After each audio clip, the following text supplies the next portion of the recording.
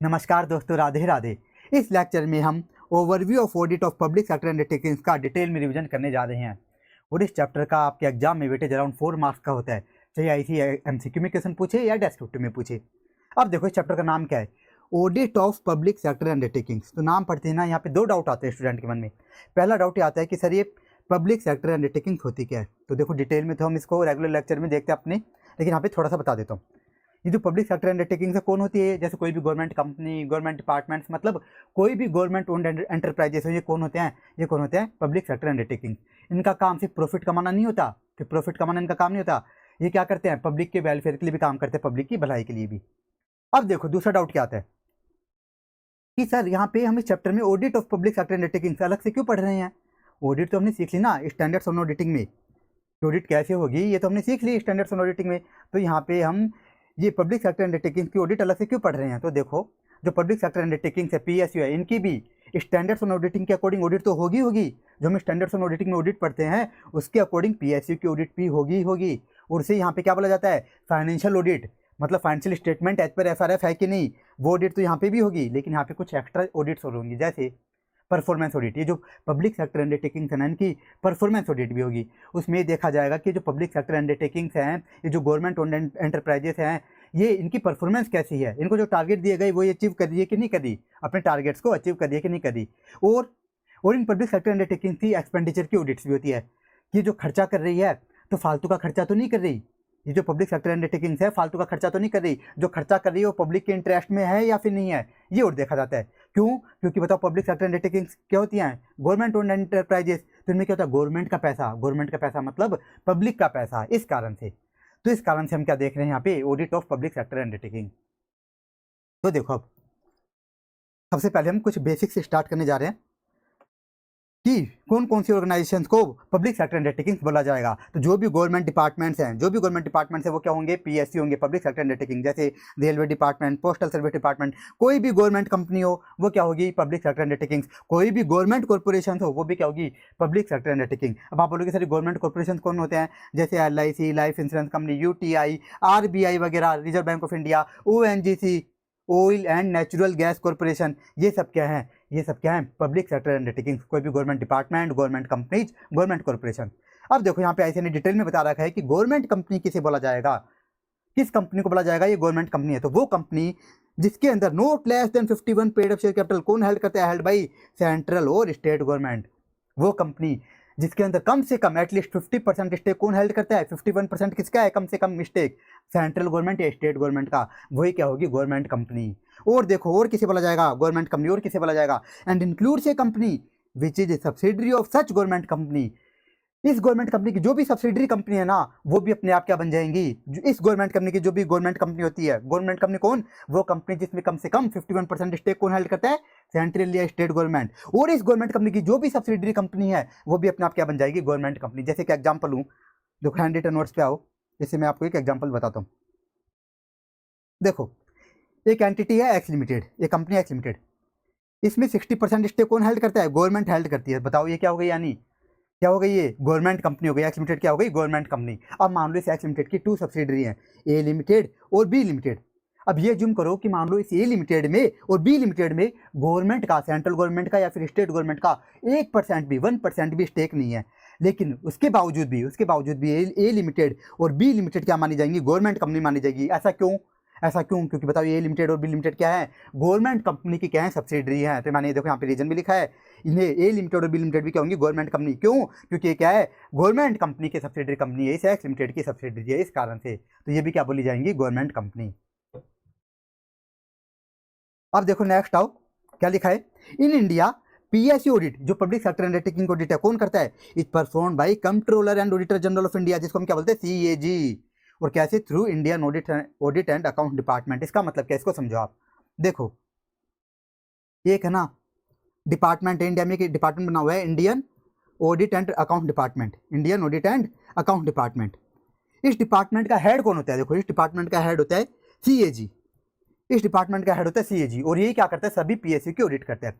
अब एक स्पेशल बात सुनो, पूरी इंडिया में सिर्फ एक ही सीएजी होता है, एक ही सीएजी होता है, एक ही कंट्रोलर जनरल ऑफ इंडिया होता है, controller and auditor general of India होता है पूरे इंडिया में। अब यहाँ पे आपके मन में डाउट आ रहा होगा कि सर आपने बोला कि पीएसयू ऑडिट कौन करता है, ओनली सीएजी। और आपने बताया कि पूरे इंडिया में सिर्फ एक ही सीएजी है, पूरे इंडिया में तो बस एक ही सीएजी है, तो अकेला सीएजी इतनी सारी पीएसयू की ऑडिट कैसे करता है? क्यों? देखो पीएसयू में कौन बनाता है? Government departments, government companies, government corporation. तो इंडिया में तो बहुत सारे गवर्नमेंट डिपार्टमेंट है, बहुत सारी गवर्नमेंट कंपनीज है, बहुत सारे गवर्नमेंट कॉर्पोरेशन है, तो अकेला सीएजी कैसे करता है? तो देखो अकेला सीएजी खुद ऑडिट नहीं करता, यहाँ पे खुद ऑडिट नहीं करता। इन्होंने क्या बना रखा है, इस इंडियन ऑडिट अकाउंट डिपार्टमेंट ने यहाँ पे एक पैनल बना हुआ है, एक पैनल बना हुआ है, इसमें कई सारे सीए के नेम है, कई सारे सीए के इसमें नेम है, कई सारे सीए लिस्ट हैं। तो जब भी किसी पीएसयू की ऑडिट करनी होती है ना, तो सीएजी क्या करता है, इन सीए को भेज देता है ऑडिट करने के लिए, पीएसयू की ऑडिट करने के लिए सीएजी इनको भेज देता है। इस तरह से ऑडिट होती है। अब देखो नेक्स्ट क्या लिखा हुआ है, organisation subject to audit of CAG, कि सीएजी कौन कौन सी ऑर्गेनाइजेशन की ऑडिट करता है। आप बोलोगे सर अभी तो आपने बताया आप पीएसयू की जितनी भी पब्लिक सेक्टर अंडरटेकिंग्स है, तो देखो पहले आईसी ने वही लिखा है पीएसयू के बारे में, किन किन की करता है, जितने भी गवर्नमेंट डिपार्टमेंट्स हैं, गवर्नमेंट कंपनीज हैं, इनकी ऑडिट कौन करता है, सीएजी।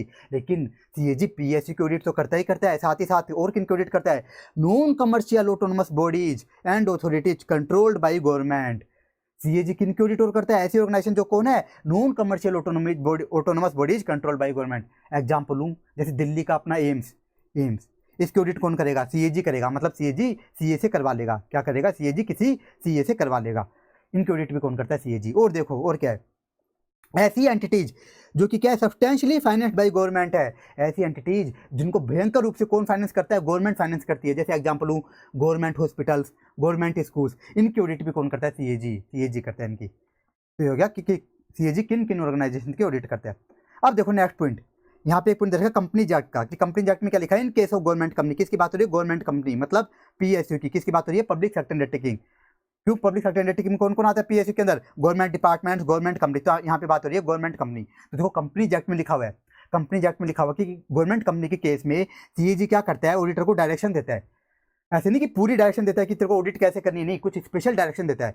तो उस केस में ऑडिटर को क्या करना होता है, ऑडिटर जब अपनी ऑडिट रिपोर्ट बनाता है ना, इसको अपनी ऑडिट रिपोर्ट में लिखना होता है कि सीएजी ने मुझे क्या क्या डायरेक्शन दी और मैंने उन डायरेक्शन के रिगार्डिंग क्या क्या एक्शन लिए और वहाँ पे मुझे क्या क्या मिला। ये बातें क्या करना होता है, ऑडिटर को अपनी रिपोर्ट में लिखनी होती है। तो ये है कंपनी एक्ट में, ये बात कंपनी एक्ट में लिखी हुई है कि जब कभी भी गवर्नमेंट कंपनी की ऑडिट होगी, किसकी, गवर्नमेंट कंपनी की ऑडिट होगी, तो सीएजी क्या करता है, ऑडिटर को कुछ स्पेशल डायरेक्शन देता है, कुछ स्पेशल डायरेक्शन। तो जो ऑडिटर है जब भी वो अपनी रिपोर्ट बनाएगा तो उसमें अपनी रिपोर्ट में साफ साफ लिखेगा कि सीएजी ने मुझे क्या डायरेक्शन दी थी, उन डायरेक्शन के रिगार्डिंग मैंने क्या एक्शन लिए और वहाँ पे मुझे क्या मिला, ये सब ऑडिटर बताएगा। तो ये हमारी बेसिक्स कंप्लीट हुई। यहाँ पे बता देता हूँ क्या क्या याद करना है। देखो इसमें मोस्टली बातें आपको रीड ही करनी है, जैसे कैटेगरी क्या क्या है पीएसयू की, कैटेगरी क्या क्या है आपको रीड करना है, स्पीड से बस रीड करना है, गलती से ऐसे पूछे बहुत कम चांस है, बस आपको रीड करना है। गवर्नमेंट कंपनी की डेफिनेशन ये याद कर लेना।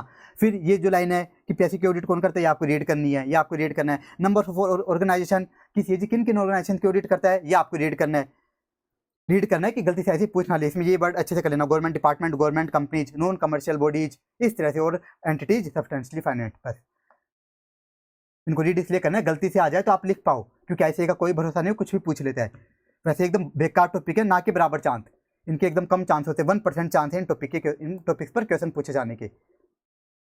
फिर ये आया कंपनी एक्ट में क्या लिखा हुआ, ये भी आपको रीड करना है, बस याद कौन सा करना है, डेफिनेशन ऑफ गवर्नमेंट कंपनी। अब आ जाओ नेक्स्ट, सीएजी एंड कमेटी की।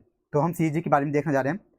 क्या लिखा हुआ है, CAG status as per Indian constitution. तो हमारे जो इंडियन कॉन्स्टिट्यूशन है उसमें सीएजी के बारे में बता रखा है, controller and auditor general of India के बारे में बता रखा है इंडियन कॉन्स्टिट्यूशन में।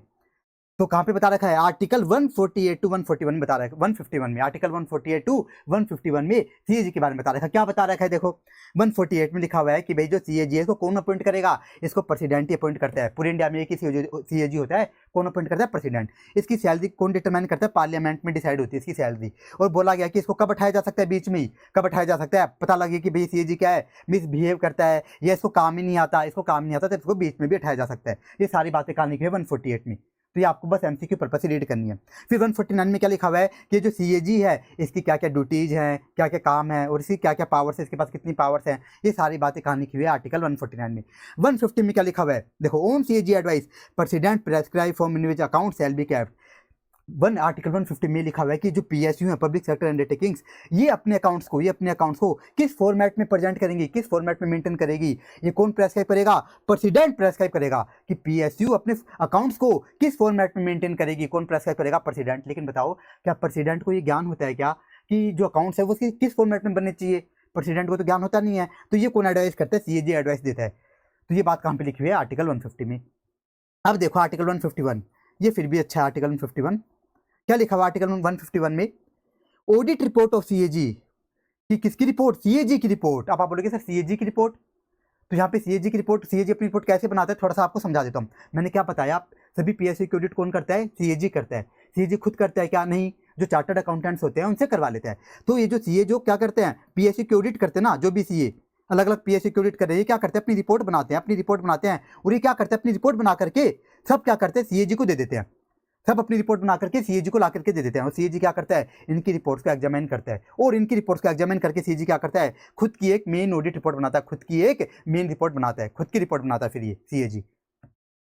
तो ये बोला गया। तो अभी जो सीएजी अपनी रिपोर्ट बना रहा है, इसका सीएजी क्या करेगा? अब सीएजी जो अपनी रिपोर्ट बना रहा है ना, उसका सीएजी क्या करेगा वो बता रखा है।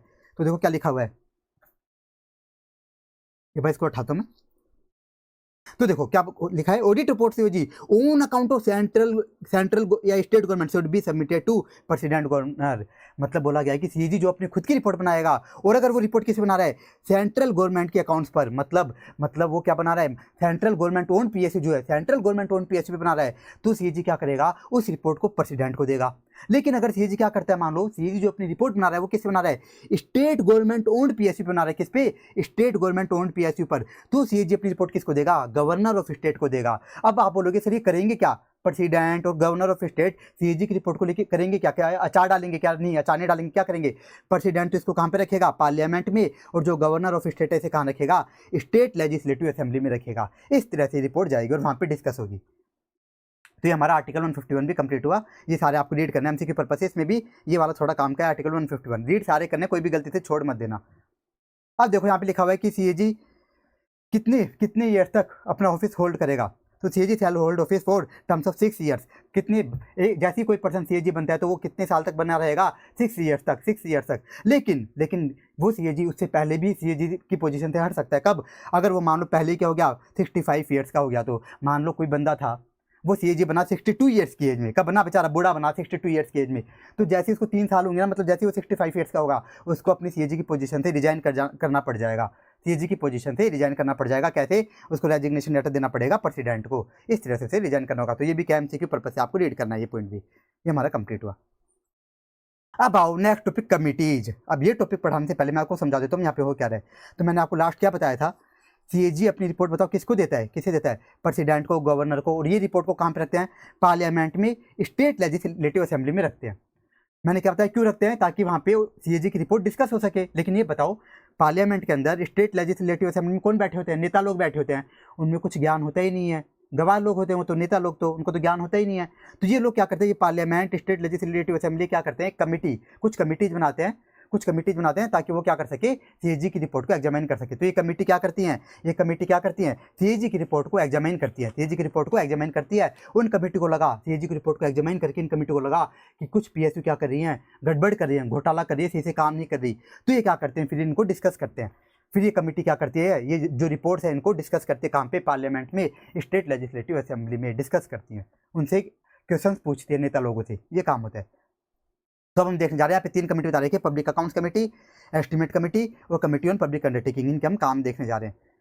तो सबसे पहले है पब्लिक अकाउंट्स कमेटी। कि पब्लिक अकाउंट कमेटी का क्या काम होता है? इसका क्या काम है? ये क्या करती है? देखो पब्लिक अकाउंट कमेटी क्या काम करती है, ये देखती है। देखो जो पब्लिक अकाउंट्स कमेटी है ये देखती है कि जो ऑर्गेनाइजेशन है इनको जिस पर्पज के लिए पैसा दिया गया था उसी पर्पज के लिए तो यूज कर रहे ना। जिस पर्पज के लिए पैसा दिया गया था उसी पर्पज के लिए तो यूज कर रहे ना। दूसरा ये देखती हैं कि जो एक्सपेंडिचर कर रही है, जो ऑर्गेनाइजेशन एक्सपेंडिचर कर रही है, ये ऑथोराइज्ड तो है ना। मतलब जितना इनको एक्सपेंडिचर अप्रूव किया गया था उतना एक्सपेंडिचर तो करे ना। कि एग्जाम्पल मान लो एक्सपेंडिचर अप्रूव किया गया था 10 लाख का, तो ऐसा तो नहीं कि 15 लाख का ये एक्सपेंडिचर कर रहे हो। ये देखती है कौन? Public accounts committee. और क्या देखती हैं? दी अप्रोप्रिएशन मतलब distribution has been made as per provision made.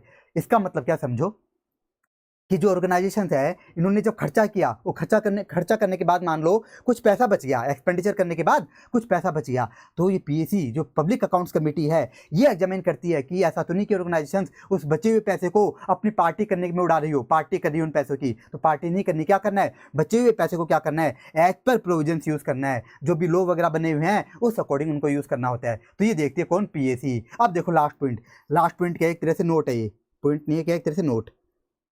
ये क्या? नोट। अब देखो बहुत स्पेशल बात लिखी है। क्या लिखा है यहाँ पे?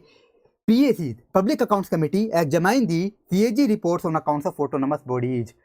ये क्या करती है, PAC क्या करती है, ऑटोनोमस बॉडीज पर CAG जो रिपोर्ट बना के दे रहे हैं ना, ओनली उन्हीं को एग्जामिन करती है। मैंने क्या बताया था, CAG कई सारी ऑर्गेनाइजेशन की ऑडिट करता है, PSU की, ऑटोनोमस बॉडीज की, इन सब की क्या करता है, CAG ऑडिट करता है। तो बोला गया कि PAC क्या करती है, ओनली जो CAG ऑटोनोमस बॉडीज पे रिपोर्ट बना के दे रहा है ना, उन्हीं को एग्जामिन करती है। इसका मतलब ध्यान से सुनना, मतलब CAG जब PSU पर अपनी रिपोर्ट बना के दे रहा है, CAG जो PSU पर, पब्लिक सेक्टर अंडरटेकिंग्स पर अपनी रिपोर्ट बना के दे रहा है, उसको ये जो PAC एग्जामिन ही नहीं करती बिल्कुल भी। तो यहाँ पे आपके डाउट आ रहा होगा कि सर ये हम चैप्टर कौन सा पढ़ रहे हैं, audit of public sector undertakings, तो ऐसे नहीं टॉपिक डाला है क्यों, जब पब्लिक अकाउंट्स कमेटी PSU की रिपोर्ट को तो एग्जामिन ही नहीं करती। तो ये आपको समझ आ जाएगा, थोड़ी देर वेट करो। तो ये हो गया अपना पब्लिक अकाउंट्स कमेटी कंप्लीट। क्या करती है पब्लिक अकाउंट्स कमेटी, देखती जिस पर्पज के लिए पैसा दिया गया था उस पर्पज के लिए यूज हो रहा है कि नहीं, एक्सपेंडिचर ऑथोराइज है ना, और जो खर्चा करने के बाद जो पैसा बचा वो एज पर प्रोविजन तो यूज हो रहा है ना। अब देखो एस्टिमेट कमेटी, नाम से पता चल रहा है ये क्या करेगी, एस्टिमेट्स को एग्जामिन करेगी। इसको समझाने के लिए पहले समझो एक चीज़ कि एस्टिमेट्स क्या है। तो जो ऑर्गेनाइजेशंस होती हैं, जो भी ऑर्गेनाइजेशन थी क्या करती हैं, एस्टिमेट्स बनाती हैं। एस्टिमेट्स बनाती है कि फ्यूचर में हमारी इकोनॉमी एफिशिएंसी कैसे इंप्रूव होगी। कुछ एस्टिमेट्स बनाते हैं कि हम हमारी इकोनॉमी एफिशिएंसी को कैसे इंप्रूव करेंगे। अब आप बोलोगे सर इकोनॉमी क्या है, एफिशिएंसी क्या है, तो ये इकोनॉमी क्या है, एफिशिएंसी क्या है, इसी चैप्टर में हम आगे डिटेल में पढ़ेंगे। थोड़ा सा बता देता हूँ, इकोनॉमी मतलब कॉस्ट को मिनिमाइज करना, और एफिशिएंसी मतलब इनपुट आउटपुट रेशियो अच्छा करना, मतलब कम से कम इनपुट में ज़्यादा से ज़्यादा आउटपुट निकालना, ये होता है एफिशिएंसी। एफिशिएंटली काम करना कि कम से कम इनपुट से ज़्यादा आउटपुट निकालना। तो ऑर्गेनाइजेशन क्या करती है, एस्टिमेट्स बनाती हैं। ये एस्टिमेट बनाते हैं कि फ्यूचर में हम इकोनॉमी और एफिशिएंसी को कैसे इंप्रूव करेंगे। तो ये एस्टिमेट क्या कमेटी क्या करती है, ये एस्टिमेट कमेटी इन एस्टिमेट्स को एग्जामिन करती है, और ये देखती है, एस्टिमेट्स को एग्जामिन करके सबसे पहला क्या देखती है, ये देखती है रिपोर्ट वोट इकोनॉमीज एफिशिएंसी में भी इफेक्टेड। ये देखती है कि ऑर्गेनाइजेशन ने जो एस्टिमेट्स बनाए हैं, ऑर्गेनाइजेशन ने जो एस्टिमेट्स बनाए हैं उनसे एक्चुअल में इकोनॉमी एफिशिएंसी इंप्रूव होगी भी या नहीं होगी, एक्चुअल में इंप्रूव होगी या फिर नहीं होगी, और अगर होगी तो कितनी इंप्रूव होगी, थोड़ी इंप्रूव होगी, ज़्यादा इंप्रूव होगी। और अगर मान लो एस्टिमेट्स कमेटी को एस्टिमेट्स एग्जामिन करने के बाद लगता है कि जो ऑर्गेनाइजेशन ने जो एस्टिमेट्स बनाए ना उससे इकोनॉमी एफिशिएंसी ज़्यादा इंप्रूव नहीं होगी, तो ये क्या कर देती है, सजेस्ट अल्टरनेट पॉलिसीज। ये क्या करती है, उन ऑर्गेनाइजेशन को अल्टरनेट पॉलिसीज भी सजेस्ट कर देती है, और देखो तीसरा काम, बहुत अच्छा काम है क्या, examine whether money is well laid out within limit. Estimates, ये जो एस्टिमेट कमेटी है, ये एस्टिमेट्स को एग्जामिन करने के बाद ये भी देखती है कि ऑर्गेनाइजेशन से जो एस्टिमेट्स बनाए हैं ये विद इन बजट तो बनाए हैं ना। मान लो एक ऑर्गेनाइजेशन है, उसने देखा कि है ना, अभी हमारा इनपुट आउटपुट रेशियो क्या है, हमारे पास एक मशीन है जिससे 1000 यूनिट की प्रोडक्शन हो सकती है, लेकिन एक न्यू मशीन आ रही है, उससे क्या हो जाएगी, उससे प्रोडक्शन क्या हो जाएगी, 5000 यूनिट्स की हो जाएगी, उससे प्रोडक्शन क्या हो जाएगी, 5000 यूनिट्स की प्रोडक्शन, मतलब आउटपुट बहुत अच्छा हो जाएगा। ये उन्होंने एस्टिमेट बनाया, तो एस्टिमेट तो सही है, इससे क्या होगा बताओ, एफिशिएंसी बहुत ज़्यादा इंप्रूव हो जाएगी। लेकिन एस्टिमेट कमेटी ने देखा कि इनके पास जो बजट अवेलेबल है ना वो ओनली है 20 लाख का, बजट कितना दिया गया, 20 लाख का, और जो न्यू मशीन आएगी ना, ये 5000 जो प्रोडक्शन कर पाएगी, वो न्यू मशीन आएगी मान लो 40 लाख की। तो इस तरह से एस्टिमेट कमेटी ये देखेगी कि ये जो एस्टिमेट्स बना रही है ऑर्गेनाइजेशन वो सही बना रही है कि नहीं बना रही है, इस तरह से चेक करेगी जो एस्टिमेट्स बन रहे हैं विद इन बजट तो बन देना। और लास्ट देखो, लास्ट लिखा है सजेस्ट दी मतलब format in which estimate shall be presented to parliament. मतलब एस्टिमेट कमेटी क्या करेगी, जो एस्टिमेट्स हैं, ये जो एस्टिमेट्स बनाए जा रहे हैं वो किस फॉर्मेट में, ये एस्टिमेट्स किस फॉर्मेट में पार्लियामेंट में प्रेजेंट किए जाएंगे, ये भी कौन डिसाइड करेगा, एस्टिमेट कमेटी करेगी कि एस्टिमेट्स को किस फॉर्मेट में पार्लियामेंट में प्रेजेंट करना है। तो ये हो गया हमारे एस्टिमेट कमेटी का काम। अब देखो सबसे मेन कौन सी, कमेटी ऑन पब्लिक अंडरटेकिंग्स, नाम से पता चल रहा है ये कमेटी किसके लिए काम करेगी, ये क्या करेगी, पब्लिक सेक्टर अंडरटेकिंग्स की सारी बातों को एग्जामिन यही करेगी। जो भी पब्लिक सेक्टर अंडरटेकिंग्स है उनकी सारी बातों को एग्जामिन करेगी। मतलब पब्लिक सेक्टर अंडरटेकिंग से जो भी अकाउंट्स हैं उनको कौन एग्जामिन करेगी, ये कमेटी ऑन पब्लिक अंडरटेकिंग। और पब्लिक सेक्टर अंडरटेकिंग पे सीएजी जो अपनी रिपोर्ट बना करके दे रहा है, इनको भी कौन एग्जामिन करेगी, ये कोपू एग्जामिन करेगी, कौन, कमेटी ऑन पब्लिक अंडरटेकिंग। और पब्लिक सेक्टर अंडरटेकिंग्स एफिशिएंसी के साथ काम करे कि नहीं, इकोनॉमिकल काम करे कि नहीं, इफेक्टिवनेस के साथ काम करे कि नहीं, कौन एग्जामिन करेगी, ये कोपू करेगी। और देखो लास्ट पॉइंट क्या, exercise such other functions vested in PAC and estimate committee. ये रीजन है कि आईसी ने क्या करा, ऊपर वाले टॉपिक डाले, ऊपर वाली 2 कमेटी भी डाली, नहीं तो हमारे लिए कौन सी इंपॉर्टेंट है, only committee on public sector undertaking. क्यों, हम कौन सा चैप्टर पढ़ रहे हैं, ऑडिट ऑफ पीएसयू। लेकिन आईसी ने क्यों डाले, देखो ये क्या करती है, कमिटी ऑन पब्लिक अंडरटेकिंग क्या करती है, exercise such other functions vested in PAC and estimate committee. मतलब कमिटी ऑन पब्लिक अंडरटेकिंग क्या करती है, वो फंक्शंस भी करती है जो कि कौन करता है, पीएसी और एस्टिमेट कमेटी करती है, लेकिन किसके लिए, ओनली पीएसयू के लिए। तो पीएसयू के लिए ये कौन देखेगा कि जो जो पैसा दिया गया है वो उसी पर्पज के लिए तो यूज हो रहा है ना, जिस पर्पज के लिए दिया गया था, एक्सपेंडिचर तो ऑथोराइज्ड है ना, ये सब कौन देखेगा, पीएसयू के लिए कौन देखेगा, committee on public undertakings. PSU के जो एस्टिमेट्स हैं कि पीएसयू जो एस्टिमेट्स बना रही हैं वो सही बना रही है कि नहीं, कौन देखेगा, ये कमिटी ऑन पब्लिक अंडरटेकिंग यही देखेगी। और देखो और कौन सी फंक्शन करेगी ये, and functions allotted by speaker, कि पार्लियामेंट के अंदर जो स्पीकर बैठते हैं ना पार्लियामेंट में, स्टेट लेजिस्लेटिव असेंबली में, वो अगर मान लो कुछ एक्स्ट्रा काम दे देते हैं इनको, तो वो काम भी कौन करती है, पीएसयू के लिए कौन करती है, कमिटी ऑन पब्लिक अंडरटेकिंग करती है। तो ये टॉपिक भी हमारा कंप्लीट हो, कमेटी वाला भी मैंने सारे पॉइंट आपको समझा दिए डिटेल में। अब देखो इसमें आपको सब याद करने, इसके अंदर ये कमेटी के नाम भी याद होने चाहिए, उनमें ऐसे ही अलग से क्वेश्चन पूछ लेते हैं, बोल देगा एस्टिमेट्स कमेटी के क्या फंक्शन है, या पूछ लेगा पब्लिक अकाउंट्स के क्या है, तो आपको ये सब याद होने चाहिए। जिसमें कमेटी ऑन पब्लिक अंडरटेकिंग वाले के जो फंक्शन हैं इनकी लैंग्वेज बहुत ज़्यादा ईजी है, और बाकी की इनकी लैंग्वेज थोड़ी गंदी है, इनके आंसर बस, तो इनमें आपको टाइम लगेगा बस। अब देखो नेक्स्ट टॉपिक है CAG role as friend philosopher guide of committees. जो सीएजी है ना, सीएजी, इसको कमिटीज का क्या बताया गया है, फ्रेंड फिलोसफर गाइड। ऐसा क्यों, तो देखो क्यों बोला गया है, सीएजी को कमिटीज का फ्रेंड क्यों बोला गया है, तो बोला गया कि his reports form basis of committee working, कि जो कमिटी जो काम करती है वो क्या करती है, सीएजी की रिपोर्ट को तो एग्जामिन करती है, इसलिए बोला गया कि सीएजी क्या है, इनका दोस्त है, एक तरह से क्या है, कमिटीज का दोस्त है। और दूसरा काम देखो बहुत स्पेशल, सीएजी क्या करता है, ही स्क्रूटनाइजेस मतलब चेक करता है नोट्स का मतलब यहाँ पे आंसर्स रिप्लाई, ये है answer reply, he scrutinizes the notes submitted by ministries to committee to check correctness. इसका क्या मतलब, इसको समझो। अब यहाँ पे आपको समझ नहीं आ रहा होगा क्या लाइन लिख दिया इसने, इसको समझो। मैंने क्या बताया, कमिटीज क्या करती है, सीएजी की रिपोर्ट को एग्जामिन करती है, और उनको क्या लगता है, घोटाला लगता है तो क्या करती हैं, पार्लियामेंट में, स्टेट लेजिस्लेटिव असेंबली में इनको डिस्कस करती है। तो ये क्या करती है, कमिटी क्या करती है, जो भी नेता लोग बैठे होते हैं ना उनसे क्वेश्चन पूछते हैं, फिर नेता लोग क्या करते हैं, उनका आंसर देते हैं, उनका रिप्लाई देते हैं। लेकिन बताओ जो नेता लोग रिप्लाई दे रहे हैं जरूरी थोड़ा ना वो सही दे, आप भी जानते हो कि नेता लोग कितने झूठे होते हैं, कितने चोर आदमी होते हैं। तो ये सीएजी क्या करता है, ये सीएजी क्या कर लेता है, जो नेता लोग जो रिप्लाई दे रहे हैं ना, आंसर दे रहे हैं, उनको चेक कर लेता है कि जो नेता लोग जो भी आंसर दे रहे हैं वो करेक्ट है कि नहीं। तो इसमें भी कौन हेल्प कर देता है, कमिटीज की, सीएजी हेल्प कर देता है। इस काम से सीएजी को क्या बोला गया है, इन कमिटीज का दोस्त, ये रीजन है। अब देखो next last point, for those audit reports which could not be discussed in detail by committees return answers are obtained from ministry.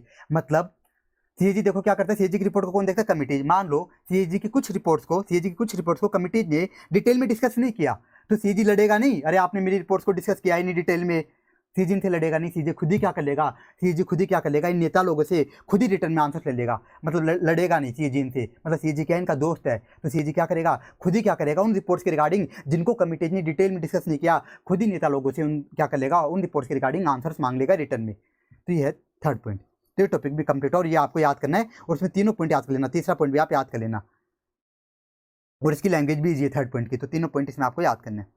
अब देखो नेक्स्ट टॉपिक है एकदम फालतू सा है, इसमें देखो ऐसे ने क्या लिखा है, objective and scope of PSC audit में, इसमें ऐसे ने क्या लिखा है, जो भी हम पीएससी ऑडिट करते हैं, जो जिस टाइप की पीएससी ऑडिट, वो सारे नाम लिख दिए। जैसे बोला गया कि financial audit, compliance audit, performance audit, propriety audit, compliancy audit, इस तरह से सभी के नाम लिख दिए। अब ये होते क्या है आपको आगे समझ आ जाएगा, तो आगे बढ़ो।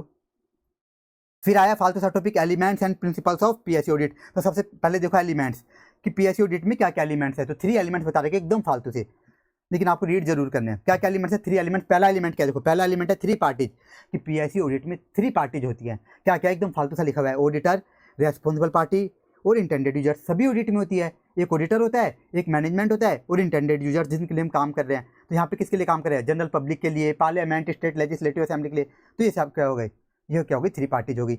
अब देखो नेक्स्ट एलिमेंट, ये क्या है, subject matter criteria subject matter information. आप बोलोगे सर ये क्या है, subject matter criteria subject matter information. तो इसको मैं आपको नॉर्मल ऑडिट से समझाता हूँ अपनी।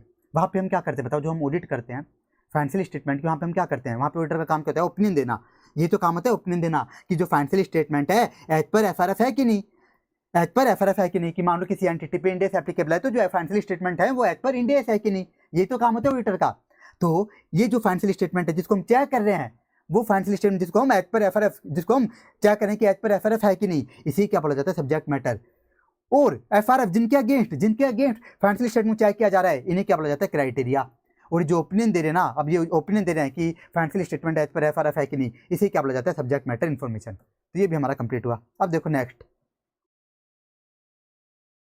क्या टाइप्स ऑफ एंगेजमेंट। यहाँ पे बता रखा है कि जो पीएससी ऑडिट होती है कौन कौन से टाइप्स की होती है पीएससी ऑडिट। तो ये होती है अटेस्टेशन एंगेजमेंट और डायरेक्ट रिपोर्टिंग एंगेजमेंट। एकदम फालतू सा है, बस इसमें ये काम का है कि एमसीक्यू में ऐसे ही पूछ सकता है, बहुत ज़्यादा इंपॉर्टेंट है। बोला गया कि जो फाइनेंशियल ऑडिट होती है पीएसयू के अंदर, जो फाइनेंशियल ऑडिट होती है ना, ये हमेशा क्या होती है अटेस्टेशन एंगेजमेंट। और पीएसयू के अंदर जो कंप्लायंस ऑडिट और परफॉर्मेंस ऑडिट होती है ना, ये जनरली क्या होती है डायरेक्ट रिपोर्टिंग एंगेजमेंट। और ये चीज़ आई थी आपसे एमसीक्यू के अंदर पूछ सकता है। तो ऐसे पूछेगा कि फाइनेंशियल ऑडिट कौन सा एंगेजमेंट, तो आपको बताना पड़ेगा क्या है अटेस्टेशन एंगेजमेंट। इस तरह से आपको याद रखना है। और कंप्लायंस और परफॉर्मेंस क्या है डायरेक्ट रिपोर्टिंग। अब आप बोलोगे सर ये अटेस्टेशन एंगेजमेंट क्या है और डायरेक्ट रिपोर्टिंग एंगेजमेंट क्या है, ये तो बता दो। तो थोड़ा सा बता देता हूँ मैं आपको। तो देखो ये जो अपनी फाइनेंशियल ऑडिट होती है फाइनेंशियल स्टेटमेंट की, इसमें हम क्या करते हैं, हम जाते ऑडिट करने तो मैनेजमेंट क्या करता है हमको फाइनेंशियल स्टेटमेंट पकड़ा देता है। मैनेजमेंट क्या करता है हमको फाइनेंशियल स्टेटमेंट बना करके खुद ही पकड़ा देता है। और हमें पता है हमें क्या करना है, उसको एज पर एफआरएफ चेक करना है। मान लो एंटिटी पे इंडिया एप्लीकेबल है तो हमें चेक करना है कि जो फाइनेंशियल स्टेटमेंट है एज पर एफआरएफ है कि नहीं। ये हम चेक करते हैं किसमें फाइनेंशियल ऑडिट में। तो इसमें क्या होता है जो सब्जेक्ट मैटर होता है ना पहले से अवेलेबल होता है किन के अंदर अटेस्टेशन एंगेजमेंट में। जैसे हमें पता है कि फाइनेंशियल स्टेटमेंट मुझे चेक करने हैं, लेकिन ये जो होती है कंप्लायंस ऑडिट परफॉर्मेंस ऑडिट, ये क्या होता है डायरेक्ट रिपोर्टिंग एंगेजमेंट। जैसे एग्जांपल लेते हैं परफॉर्मेंस ऑडिट, हम क्या करेंगे कि जो पीएसयू कैसा परफॉर्म कर रही है। तो यहाँ पे सब्जेक्ट मैटर पहले से पता ही नहीं होगा कि हमें क्या चेक करना है। ऑडिटर को खुद को डिसाइड करना होगा कि मैं क्या क्या चेक करूँ, किस किस एरिया की परफॉर्मेंस चेक करूँ। हमें पता ही नहीं होगा, मैनेजमेंट खुद लाके नहीं देगा कि लो ये चेक करो, नहीं हमको खुद को डिसाइड करना होगा कि मैं क्या क्या चेक करूँ, हमें खुद को डिसाइड करना होगा। इस कारण से क्या है डायरेक्ट रिपोर्टिंग एंगेजमेंट। और अगर आपको ये समझ भी नहीं आया अभी भी तो भी कोई दिक्कत की बात नहीं, बस आपको तो इतना पता होना चाहिए एग्जाम पॉइंट ऑफ व्यू से कि फाइनेंशियल ऑडिट क्या होता है अटेस्टेशन और कंप्लायंस ऑडिट परफॉर्मेंस ऑडिट क्या है डायरेक्ट रिपोर्टिंग। अब देखो नेक्स्ट है प्रिंसिपल, फालतू सा topic principles of PSC audit. एकदम इजी था। जनरल प्रिंसिपल से क्या है कि जब आप ऑडिट करने जा रहे हो आपको क्या करना है, एथिकली काम करना है, इंडिपेंडेंट होकर काम करना है, आपको प्रोफेशनल जजमेंट लगानी है, आपको क्वालिटी वाला काम करना है, आपको क्या करनी है, आपको रिस्क कैलकुलेट करनी है, RMM risk of material statement. और रिस्क कम आ रही है तो कम मेहनत, रिस्क ज़्यादा है तो ज़्यादा मेहनत, ये काम करना है। तो सारी की सारी बातें लिख दी जो हम ऑडिट के अंदर भी देखते हैं। अब देखो नेक्स्ट क्या लिखा है principles related to audit process. ये भी एकदम ईजी सा लिखा है। सबसे पहले हम क्या करेंगे बताओ, जब हम पीएसयू की ऑडिट करेंगे पब्लिक सेक्टर अंडरटेकिंग की, तो सबसे पहले हम क्या करेंगे ऑडिट को प्लान करेंगे। प्लान करने के बाद हम क्या करते हैं बताओ, प्लान करने के बाद एक्चुअल में ऑडिट करेंगे, मतलब एविडेंस वगैरह लेंगे और लास्ट में क्या करेंगे रिपोर्ट बना के दे देंगे। रिपोर्ट बना के बस इतना सा काम होगा। इसमें एक एक्स्ट्रा काम और होगा फॉलो अप। ये क्यों होगा, जैसे एग्जाम्पल परफॉर्मेंस ऑडिट, वहाँ पे हम क्या देखते हैं परफॉर्मेंस चेक करते हैं कि कैसा परफॉर्म कर रही है। और परफॉर्मेंस जो ऑडिट होती है ना उसके अंदर ऑडिटर क्या करता है मैनेजमेंट को सजेशन भी देता है कि आप किस तरह से अपनी परफॉर्मेंस को और इंप्रूव कर सकते हो। तो फिर ये क्या करता है फॉलो अप भी करता है कि मैनेजमेंट ने उन सजेशन को इंप्लीमेंट किया कि नहीं, इस तरह से। तो ये हो गए प्रिंसिपल्स, ये फालतू से बस रीड करना आपको।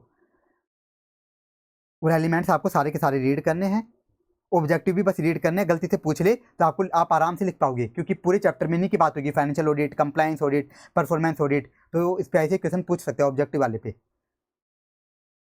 अब देखो अब हम स्टार्ट करने जा रहे हैं ऑडिट। अब हम एक एक ऑडिट समझेंगे। सबसे पहले फाइनेंशियल ऑडिट, तो इसको तो पढ़ाने की नीड ही नहीं है, आप अच्छे से जानते हो क्या ये चेक करना कि financial statement as per FRF है कि नहीं। इसमें क्या करते हैं ओपिनियन देते हैं कि जो फाइनेंशियल स्टेटमेंट है एज पर एफआरएफ है कि नहीं। और इससे क्या होता है इससे जो यूजर्स हैं उनका कॉन्फिडेंस इंक्रीज होता है। यूजर्स क्या कर पाते हैं इससे फाइनेंशियल स्टेटमेंट पर विश्वास कर पाते हैं। ये होती है financial audit, complete financial audit. अब भाई compliance audit.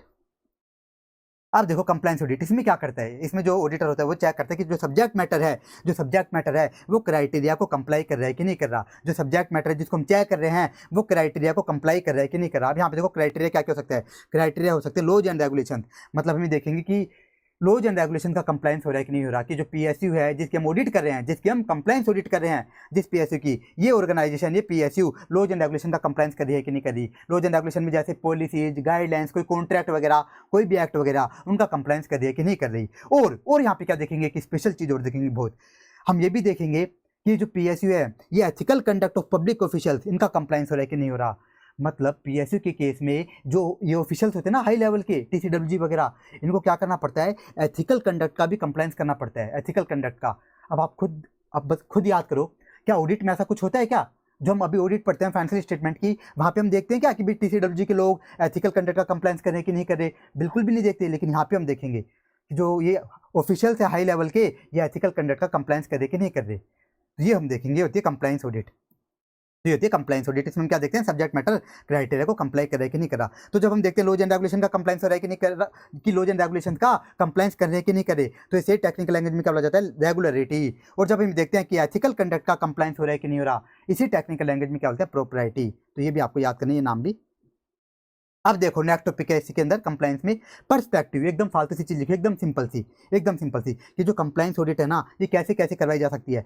Separately as individual compliance audit, मतलब सीएजी बोल सकता है किसी भी सीए को, जाके इस पीएसयू की क्या करके आ, ओनली कंप्लायंस ऑडिट करके आ जा, ओनली कंप्लायंस। या बोल सकता है क्या कि with audit of financial statement, CAG बोल सकता है कि इस पीएसयू की तू फाइनेंशियल ऑडिट भी कर दे और कंप्लायंस भी कर दे, मतलब with audit of financial statement. या फिर in combination with performance audit, CAG बोल सकता है जाके क्या कर दे, इस पीएसयू की परफॉर्मेंस ऑडिट भी कर दे और कंप्लायंस भी कर दे। इस तरह से कंप्लायंस ऑडिट हो सकती है।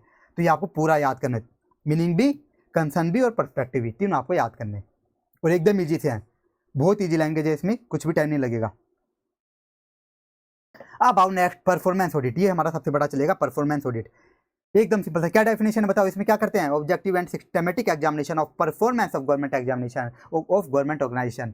इसमें क्या करता है जो ऑडिटर, इसमें जो ऑडिटर परफॉर्मेंस ऑडिट कर रहा है वो क्या करता है, पीएसयू की परफॉर्मेंस का एग्जामिनेशन करता है कि जो पीएसयू कैसा परफॉर्म कर रही है, अच्छा परफॉर्म कर रही है, बेकार परफॉर्म कर रही है। इससे क्या होगा, इससे क्या होगा, इंप्रूव द पब्लिक अकाउंटेबिलिटी। इससे क्या होगा, पब्लिक अकाउंटेबिलिटी भी इंप्रूव होगी। मतलब ये जो पीएसयू है जिसकी परफॉर्मेंस ऑडिट हो रही है, इसकी इस पीएसयू की जनता के प्रति पब्लिक के प्रति जवाबदेही भी बढ़ेगी, जवाबदेही भी बढ़ेगी। क्यों, क्योंकि देखो जब परफॉर्मेंस ऑडिट होगी ना, परफॉर्मेंस ऑडिट, तो पब्लिक को भी पता लगेगा कि जो पीएसयू है कैसा काम कर रही है, घटिया काम कर रही है, अच्छा काम कर रही है। इस कारण से क्या होगी, पब्लिक अकाउंटेबिलिटी भी इंप्रूव होगी।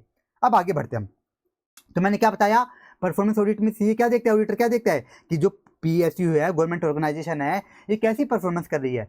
लेकिन अब डाउट आता है कि सर कैसे पता लगाएंगे परफॉर्मेंस का, कि परफॉर्मेंस अच्छी कर रही है, बेकार कर रही है। तो इसके लिए आपको क्या करना पड़ेगा, 3E को इवेल्युएट करना पड़ेगा, 3E। अभी 3E क्या है, इकोनॉमी, एफिशिएंसी, इफेक्टिवनेस को आपको इवेल्युएट करना होगा। आपको क्या करना है, आपको परफॉर्मेंस ऑडिट करनी है, आपको पीएसयू की परफॉर्मेंस का पता लगाना है, तो आपको क्या करना होगा, उस पीएसयू की इकोनॉमी, एफिशिएंसी, इफेक्टिवनेस को इवेल्युएट करना होगा। अब देखो, अब अगला डाउट आता है कि सर इकोनॉमी, एफिशिएंसी, इफेक्टिवनेस होते क्या है, उनको कैसे इवेल्युएट किया जाएगा। अगला टॉपिक हम यही देखेंगे।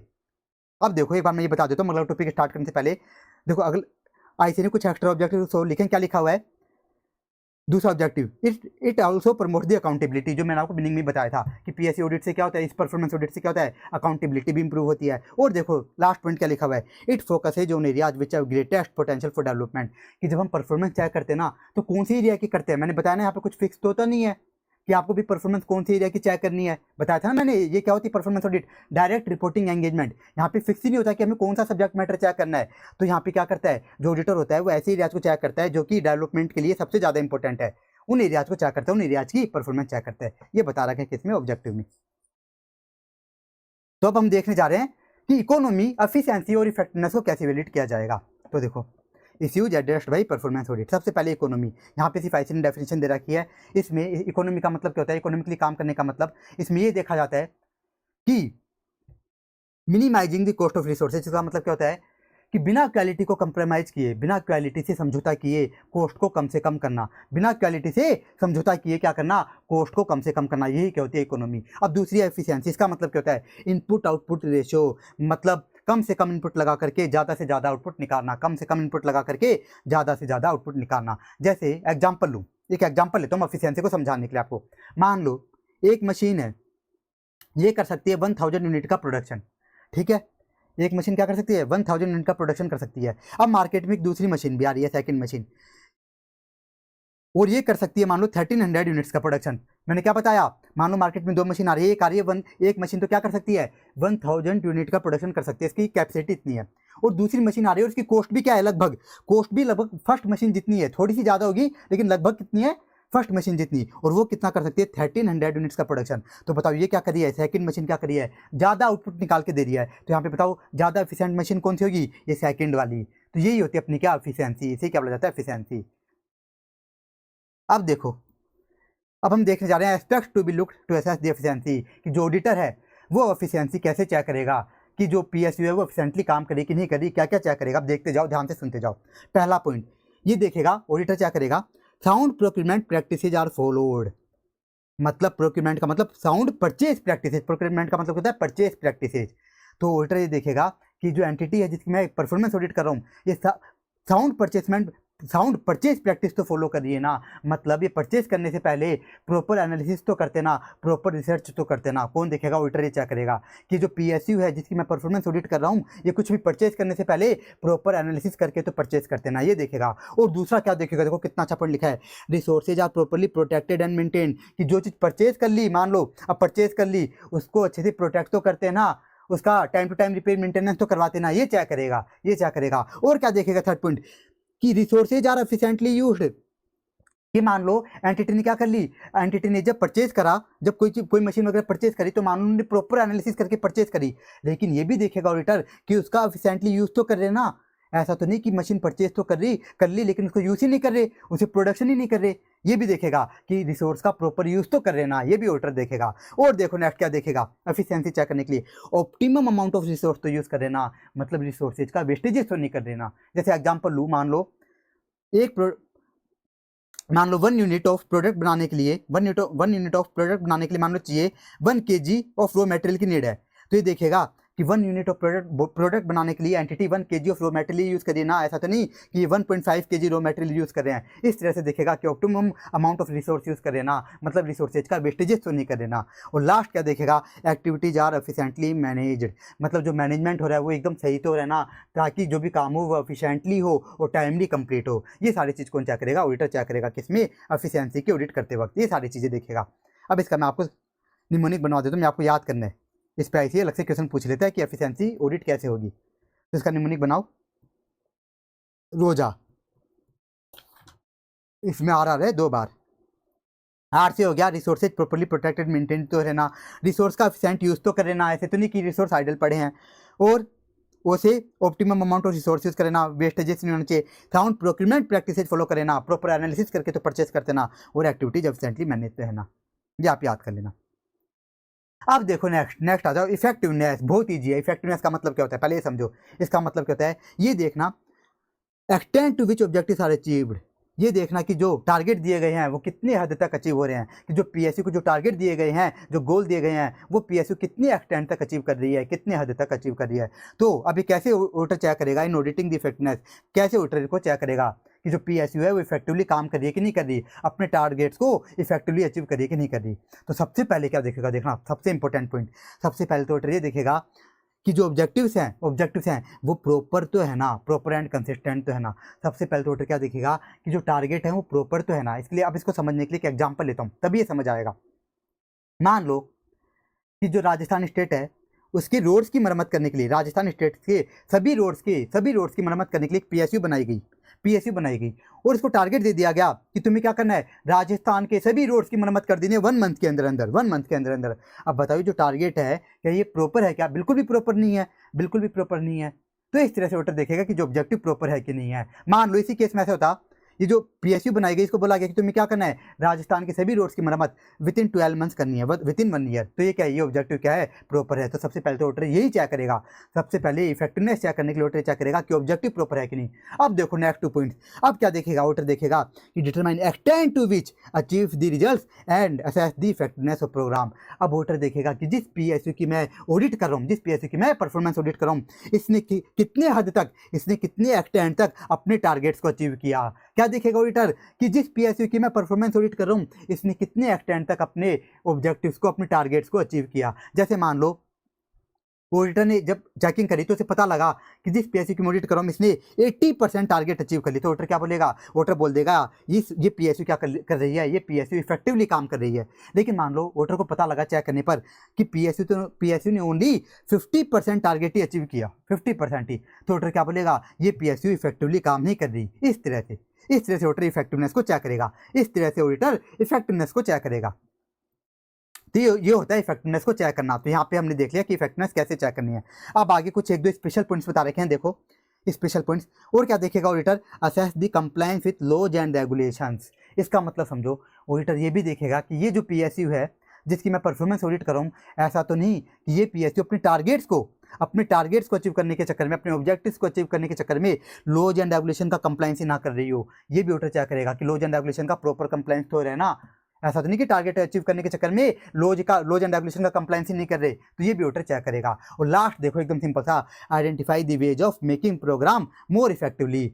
मतलब क्या करेगा ऑडिटर, क्या करेगा ऑडिटर लास्ट में क्या करेगा, मैनेजमेंट को सजेशन भी दे करके आएगा, सजेशन देगा कि आप किस तरह से और ज़्यादा इफेक्टिवली काम कर सकते हो, किस तरह से अपनी परफॉर्मेंस को और ज़्यादा इंप्रूव कर सकते हो, वो सजेशन भी ऑडिटर दे के आएगा। और ये हो गई हमारी परफॉर्मेंस ऑडिट कि हम परफॉर्मेंस ऑडिट में परफॉर्मेंस चेक करने के लिए इकोनॉमी, एफिशिएंसी और इफेक्टिवनेस को कैसे इवैल्यूएट करेंगे, ये हमारा कंप्लीट हो गया।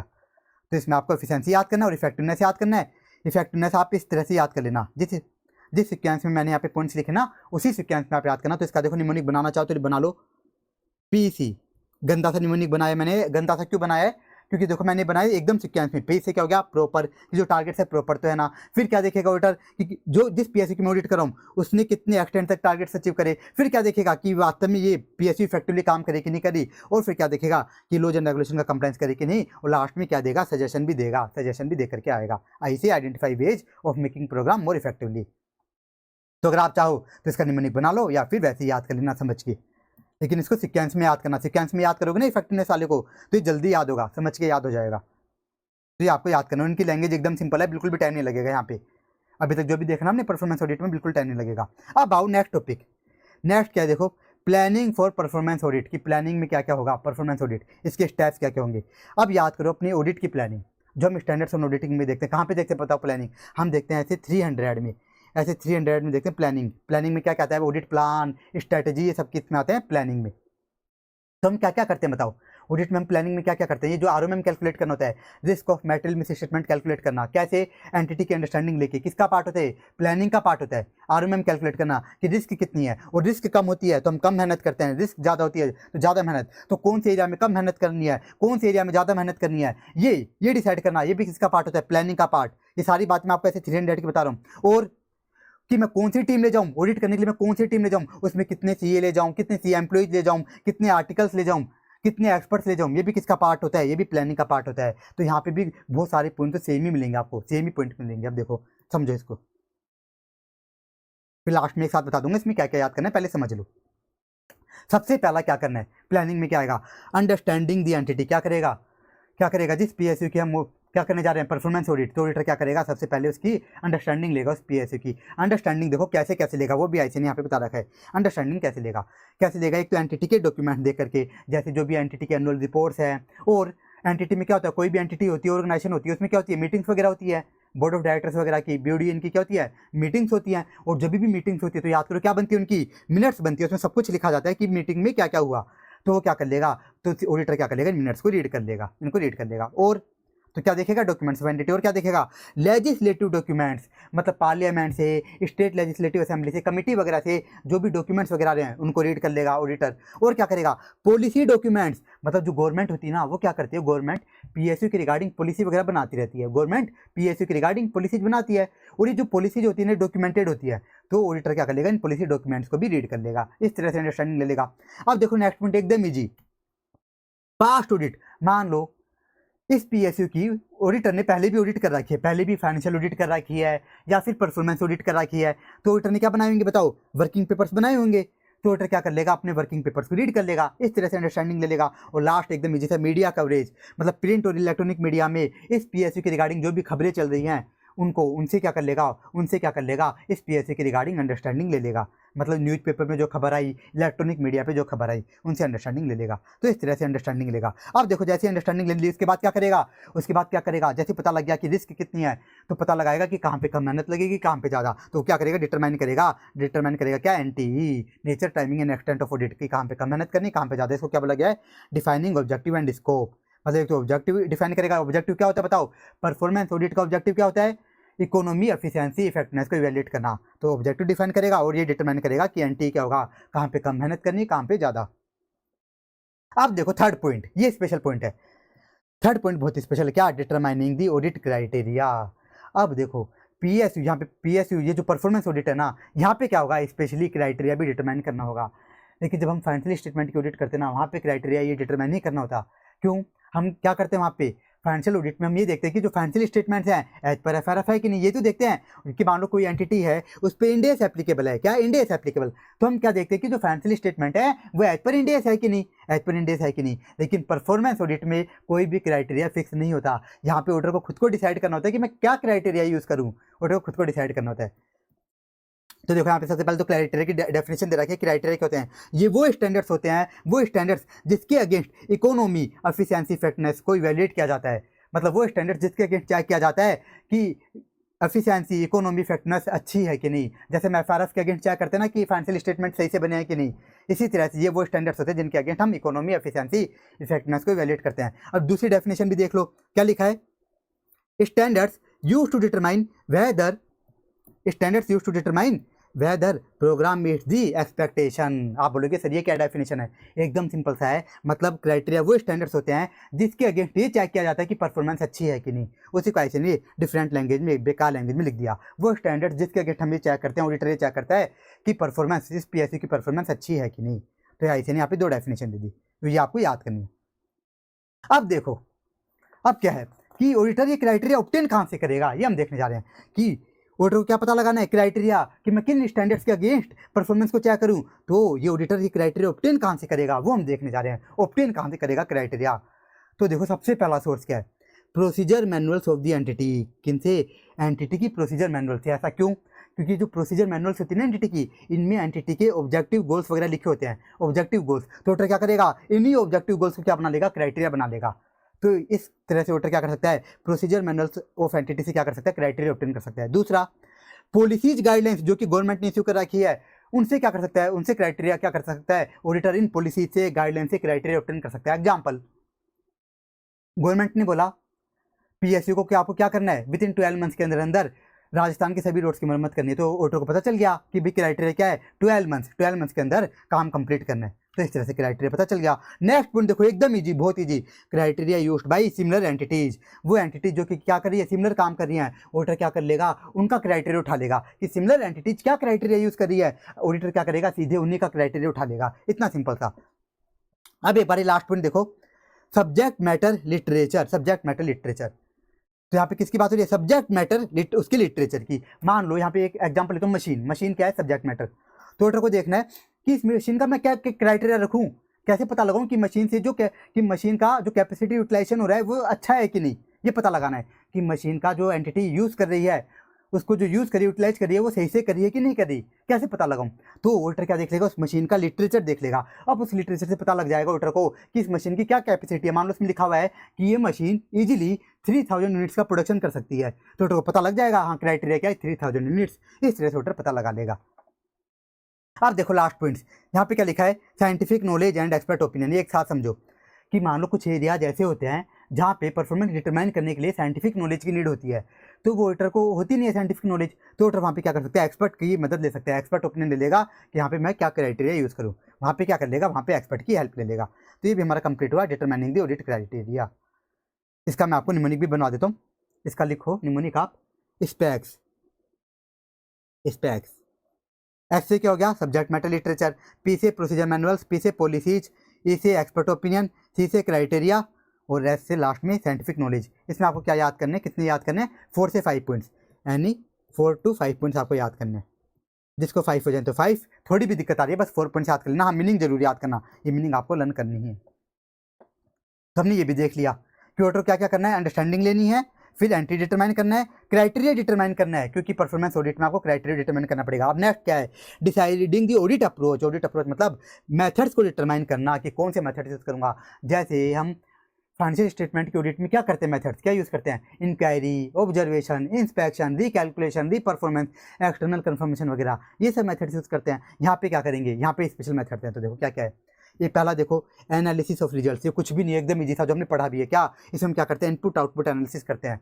क्यों करते हैं input output, to determine the efficiency. इससे क्या होगा, एफिशिएंसी का पता लगेगा। एफिशिएंसी यही तो होती है कि कम से कम इनपुट लगाकर ज़्यादा से ज़्यादा आउटपुट निकालना। तो इसके लिए हम क्या कर लेंगे, इनपुट आउटपुट एनालिसिस। कितना सिंपल सा मेथड है। दूसरा देखो, ये भी बहुत ईजी है, क्वांटिटेटिव एनालिसिस। इसमें हम क्या करेंगे, जिस पीएसयू की हम परफॉर्मेंस ऑडिट करने गए ना, जिस पीएसयू की हम परफॉर्मेंस ऑडिट करने गए हैं, उसकी हम अर्निंग्स देख लेंगे, उसकी हम अर्निंग्स देख लेंगे, कितना कमा रही है, उसके हम रेवेन्यू देख लेंगे, सेल्स वगैरह देख लेंगे। इस तरह से क्या कर लेंगे, क्वांटिटेटिव एनालिसिस, इस तरह से परफॉर्मेंस का पता लगाएंगे। और क्या कर लेंगे, एनालिसिस ऑफ प्रोसीजर्स। इसमें हम क्या करते हैं, इसमें हम क्या करते हैं, डॉक्यूमेंट्स का एग्जामिन कर लेते हैं। डॉक्यूमेंट्स का एग्जामिन कितना सिंपल सा है। अब देखो नेक्स्ट, सर्वे।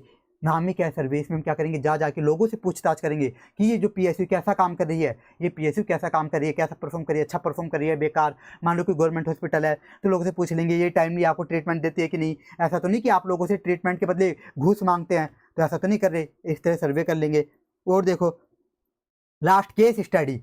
ये एकदम इजी था, केस स्टडी। इसमें हम क्या करेंगे, ट्रेंड एनालिसिस। क्या करेंगे, ट्रेंड एनालिसिस कर लेंगे। देखेंगे क्या करेंगे इसके अंदर, इस पीएसयू की जिसकी हम परफॉर्मेंस ऑडिट कर रहे हैं, उस पीएसयू की हम करंट ईयर की परफॉर्मेंस को लास्ट ईयर की, प्रीवियस ईयर की परफॉर्मेंस से कंपेयर कर लेंगे और देख लेंगे इसने कितना इंप्रूव किया। इस तरह से केस स्टडी। तो देखो ये भी आपको याद करना है, मेथड्स कौन कौन से, इस पे ऐसे क्वेश्चन पूछ लेता है, ये भी आपको याद करना है। और इसमें देखो कैसे याद करना है, देखो 3 पॉइंट तो कौन से, एनालिसिस वाले। क्या, analysis of results, quantitative analysis, analysis of procedure. 2 एकदम इजी थे, सर्वे और केस स्टडी। ये भी हो गया। और क्या करेगा प्लानिंग में ऑडिटर, देखो और क्या करेगा प्लानिंग करते वक्त, और क्या करेगा, क्वेश्चंस की लिस्ट तैयार करेगा। क्या करेगा, क्वेश्चंस की लिस्ट तैयार करेगा कि मैनेजमेंट से मुझे क्या क्या क्वेश्चन पूछना है। और क्या करेगा, अपनी टीम की स्किल्स को असेस करेगा कि जिस पीएसयू की मुझे परफॉर्मेंस ऑडिट करनी है तो मेरी टीम के पास इतनी नॉलेज भी है कि नहीं, इतनी नॉलेज भी है कि नहीं कि इस पीएसयू की परफॉर्मेंस ऑडिट कर सके। और फर्म में ऐसे कौन कौन से सीए हैं, कौन कौन से आर्टिकल्स हैं जो कि इस पीएसयू की ऑडिट कर सकते हैं। मतलब ये देखेगा कि फर्म के अंदर कौन कौन लोग हैं जिनको इस पीएसयू के रिगार्डिंग नॉलेज है। फिर और क्या करेगा next, preparing the audit design matrix. ये एकदम सिंपल था, इसमें कुछ भी नहीं करेगा, एकदम फालतू सा पॉइंट है। क्या करेगा इसके अंदर, जो भी इसने अभी तक काम किया, क्या क्या किया, ऑब्जेक्टिव स्कोप डिसाइड किया, क्राइटेरिया डिसाइड किया, मेथड डिसाइड करे, क्वेश्चंस बनाए, सारा का सारा छाप देगा। क्या क्या देखो, ऑब्जेक्टिव, क्वेश्चंस, क्राइटेरिया, मेथड वगैरह सब कुछ छाप देगा किसमें, ऑडिट डिजाइन मैट्रिक्स में। और देखो नेक्स्ट क्या करेगा, नेक्स्ट क्या करेगा, establishing the time table and resource. ये तो हम करते ही हैं प्लानिंग में, आप भी जानते हो क्या करते हैं प्लानिंग में, देखते हैं टाइम टेबल कि कौन सा काम कब तक कंप्लीट करना है, परफॉर्मेंस ऑडिट है वो कब तक कंप्लीट हो जानी चाहिए, तो वो डिसाइड करेगा। और रिसोर्स की देखो, रिसोर्स का मतलब selection of appropriate audit team, कि मैं कौन सी टीम लेके जाऊं परफॉर्मेंस ऑडिट करने के लिए। ये भी क्या करेगा, ये भी प्लानिंग करेगा कि टीम में मैं कितने सीए एम्प्लॉयज लेके जाऊं, कितने एक्सपर्ट बंदे लेके जाऊं, कितने सीनियर आर्टिकल्स लेके जाऊं, कितने जूनियर आर्टिकल्स लेके जाऊं। तो ये भी कहाँ डिसाइड करेगा, प्लानिंग के अंदर। और लास्ट देखो क्या करेगा, intimation of audit program to audit entities. मतलब जिस पीएसयू की हम परफॉर्मेंस ऑडिट करने जा रहे हैं उस एंटिटी को बता देंगे, उस एंटिटी को बता देंगे कि हम आपकी परफॉर्मेंस ऑडिट करने आ रहे हैं। उसको बता देगा लास्ट में कि भाई जिस पीएसयू की हम क्या करने जा रहे हैं, परफॉर्मेंस ऑडिट, उसको बता देंगे हम आपकी परफॉर्मेंस ऑडिट करने आ रहे हैं। तो ये है पूरा प्लानिंग वाला टॉपिक, ये हमारा कंप्लीट हुआ और ये हमारी पूरी परफॉर्मेंस ऑडिट कंप्लीट हो गई। तो इसमें हमने क्या क्या देखा, देखो परफॉर्मेंस ऑडिट में मीनिंग, ऑब्जेक्टिव, फिर इकोनॉमी, एफिशिएंसी, इफेक्टिवनेस को कैसे वैलिडेट करना है, और लास्ट प्लानिंग। अब देखो जो प्लानिंग है ना, प्लानिंग इस पे ऐसे 4 टाइप से क्वेश्चन बना सकते हैं, 4 टाइप के क्वेश्चन। तो देखो 4 टाइप्स ऑफ क्वेश्चन इस प्लानिंग वाले टॉपिक पर। पहला क्वेश्चन बन सकता है इस लाइन पे कि प्लानिंग कैसे करेगा, कि फैक्टर्स वुड बी कंसीडर्ड या स्टेप्स क्या होंगे, इस तरह से क्वेश्चन बना सकते हैं। तो आपको बोल्ड वाले पॉइंट लिखने होंगे, अंदर का लिखना चाहो तो एक एक दो लाइन बोल्ड वाले पॉइंट्स लिखने होंगे। यहाँ पे कितने बोल्ड वाले पॉइंट्स, 9 से 10, आपको कोई भी 5 to 6 पॉइंट्स याद करने हैं, रीड सारे करने हैं, याद कोई भी 5 to 6। फिर देखो ऐसे किस क्वेश्चन बना सकता है, इस अंडरस्टैंडिंग वाले पे अलग से क्वेश्चन बना सकता है। इस लाइन पे ऐसे क्वेश्चन बनाएगा कि कौन से सोर्सेज यूज करेगा, कौन कौन से सोर्स से अंडरस्टैंडिंग लेगा। तो आपको ये रेड वाले पॉइंट्स इसमें याद करने हैं, रेड वर्ड्स ये आपको याद करने हैं। जो भी अंदर का लिखा हुआ है ये आपको बस रीड करना है, रेड वाला आपको याद करना है, अंदर का रीड जरूर कर लेना एमसीक्यू पर्पस से, ठीक है। और देखो ये था दूसरा क्वेश्चन।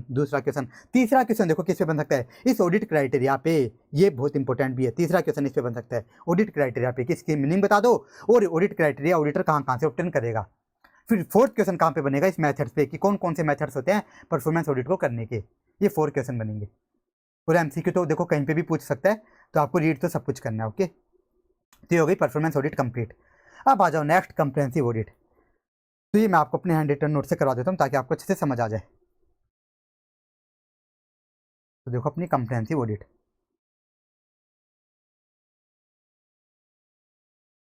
अब कंप्रेहेंसिव ऑडिट में देखो क्या होता है। सबसे पहले देखो जो अपना Indian audit and account department है क्या करता है, ये क्या करता है, एक ऑडिट बोर्ड बनाता है।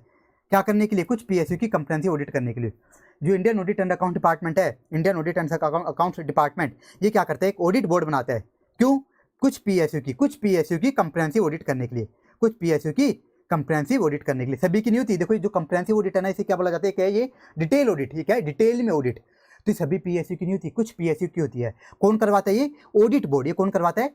ऑडिट बोर्ड करवाता है। मैंने क्या बताया था, देखो अपने क्या है, Indian audit and account department. इसका हेड कौन है? हेड कौन है इसका?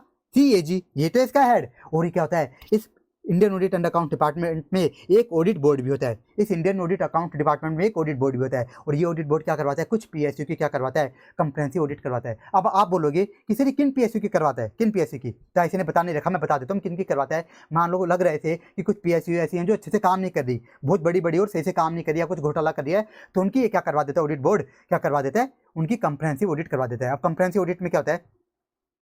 तो देखो कंप्रेहेंसिव ऑडिट में जिस सीए को बोला जाता है कि तू जा और पीएसयू की क्या कर, क्या कंप्रेहेंसिव ऑडिट कर, क्या वो देखो क्या क्या करता है, वो पीएसयू की फाइनेंशियल ऑडिट करता है, पूरी की पूरी फाइनेंशियल ऑडिट करता है, कंप्लायंस ऑडिट करता है, और क्या करता है? Efficiency cum performance audit. आप बोलोगे सर ये क्या आ गई? तो देखो जिस सीए को बोला जाता है कि तू क्या कर, क्या कंप्रेहेंसिव ऑडिट कर, क्या वो 3 ऑडिट करता है, क्या? फाइनेंशियल ऑडिट, कंप्लायंस ऑडिट, और क्या करता है? Efficiency cum performance audit. तो याद करो परफॉर्मेंस ऑडिट में हमने क्या क्या पढ़ा था? परफॉर्मेंस ऑडिट में ये 3 चीज वैलिडेट करता है, क्या क्या? इकोनॉमी, एफिशिएंसी और इफेक्टिवनेस। लेकिन जब सीए कंप्रेहेंसिव ऑडिट करने जाएगा ना, कंप्रेहेंसिव, तो देखो वो परफॉर्मेंस ऑडिट में ओनली क्या करेगा? एफिशिएंसी को वैलिडेट करेगा, मेन फोकस एफिशिएंसी पे रखेगा, इकोनॉमी इफेक्टिवनेस चेक नहीं करेगा। तो जिस सीए को कंप्रेहेंसिव ऑडिट करने के लिए बोला जाता है वो क्या करता है? फाइनेंशियल ऑडिट भी करता है, कंप्लायंस ऑडिट भी करता है, और एफिशिएंसी कम परफॉर्मेंस ऑडिट भी करता है, मतलब एफिशिएंसी ऑडिट भी करता है। तो ये होती है अपनी कंप्रेहेंसिव ऑडिट। अब इसमें एक बात हो रहा है, ऐसे नहीं देने रखी, मैं वो भी बता देता हूँ। अब आप बोलोगे कि सर अब मान लो ये जो सीए रिपोर्ट बनाएगा, जो सीए क्या कर रहा है? कंप्रेहेंसिव ऑडिट कर रहा है, ये जब रिपोर्ट बनाएगा किस पर? कंप्रेहेंसिव ऑडिट की जो रिपोर्ट बनाएगा, मतलब इन तीनों पर, financial audit, compliance audit, efficiency cum performance audit, इनकी एक रिपोर्ट बनेगी, एक इंटीग्रेटेड रिपोर्ट। तो इनकी जब रिपोर्ट बनाएगा ये, तो ये रिपोर्ट किसे देगा? तो ये देखो रिपोर्ट है ना अल्टीमेटली किसके पास जाएगी? सीएजी, ये जो सीएजी है ना, अल्टीमेटली रिपोर्ट इसी के पास जाएगी। ऐसा नहीं कि इसमें बस ऑडिट बोर्ड के पास ही आएगी। क्या आप बोलोगे सर ये ऑडिट तो कौन करवाता है? ये कंप्रेहेंसिव ऑडिट तो ऑडिट बोर्ड करवाता है। तो देखो ऐसा नहीं है कि ऑडिट बोर्ड करवाता है तो रिपोर्ट ऑडिट बोर्ड के पास आएगी, नहीं, अल्टीमेटली रिपोर्ट सीएजी के पास ही जाएगी। तो ये भी ध्यान रखना। तो ये मैंने बता दिया आपको कंप्रेहेंसिव ऑडिट के बारे में थोड़ा सा बेसिक। अब देखो यहाँ पे कुछ दे रखा है, क्या? पहले इसकी मीनिंग दे दिया, ऐसे नहीं, क्या इसमें क्या करते हैं हम? एफिशिएंसी कम परफॉर्मेंस ऑडिट, मतलब परफॉर्मेंस ऑडिट में भी ओनली एफिशिएंसी पर ही फोकस करते हैं। अब यहाँ पे ऐसे नहीं, एरिया कवर्ड और इश्यूज एग्जामिनेड लिखा था। आप बोलोगे सर ये क्या आ गया एरिया कवर्ड? तो देखो इसमें जब ऑडिटर कंप्रेहेंसिव ऑडिट के अंदर क्या करेगा? एफिशिएंसी ऑडिट करेगा ना, एफिशिएंसी चेक करेगा, तो कुछ एरिया चेक करेगा। यहाँ पे बता रखे कि आपको कौन कौन से एरिया की एफिशिएंसी चेक करनी है। याद करो जैसे हमने देखी थी अभी क्या, परफॉर्मेंस ऑडिट, अभी हमने टॉपिक देखा परफॉर्मेंस ऑडिट, वहाँ पे कहीं पे भी नहीं बता रखा था कि एक सीए को, एक ऑडिटर को कौन कौन सी एरिया की परफॉर्मेंस चेक करनी है।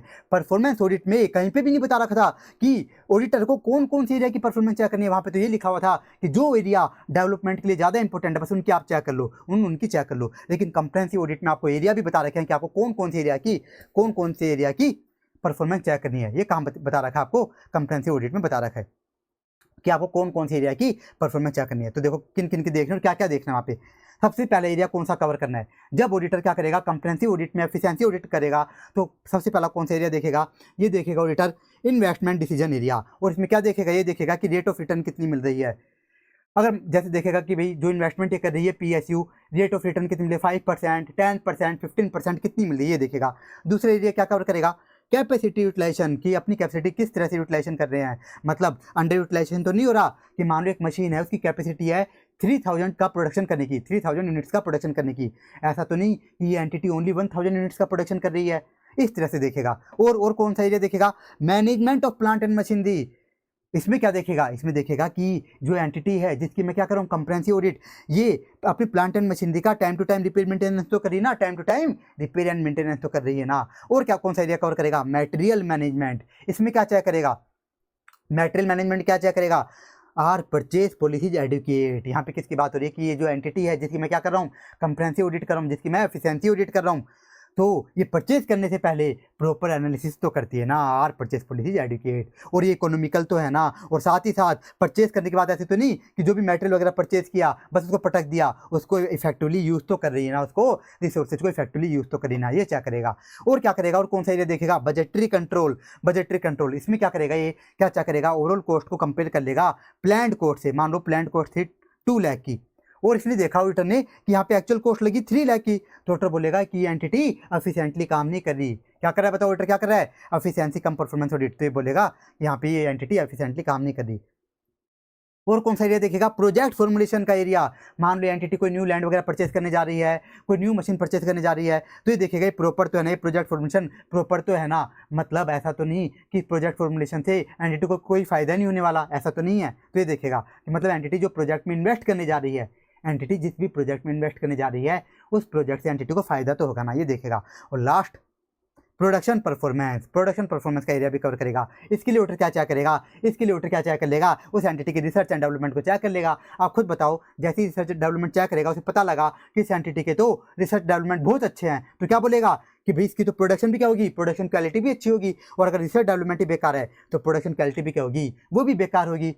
सिंपल सी बात है। तो ये हमारा हो गया कंप्रेहेंसिव ऑडिट भी कंप्लीट। तो देखो यहाँ पे आईसीएन मीनिंग दे रखी है, आपको याद करनी है। और आईसीएन देखो क्या कर रखा है, एरिया कवर्ड अलग दे रखे हैं और इश्यू एग्जामिनेंट ऑडिटर कैसे चेक करेगा वो अलग से दे रखा है। मैंने इनको समझाने के लिए आपको एक जगह से समझा दिया। तो यहाँ पे एरिया दे रखे हैं, क्या क्या देखेंगे, बजटरी कंट्रोल और एग्जामिन कैसे करेंगे। उसके लिए बजटरी कंट्रोल को कैसे एग्जामिन करेंगे, ओवरऑल कॉस्ट को कंपेयर करेंगे प्लान कॉस्ट से, इन्वेस्टमेंट डिसीजन इसको कैसे एग्जामिन करेंगे, रेट ऑफ रिटर्न वगैरह देख लेंगे। तो इसके लिए आप निमोनिक बना लो। मैंने आपको सारे पॉइंट करवा दिए, एक भी नहीं छोड़ा है, यहाँ पे सारे करवा दिए। इसका निमोनिक बनाओ, ओ रूपा, ओ रूपा। ओ से क्या हो गया, ओवरऑल कॉस्ट को कंपेयर करना है प्लान कॉस्ट से।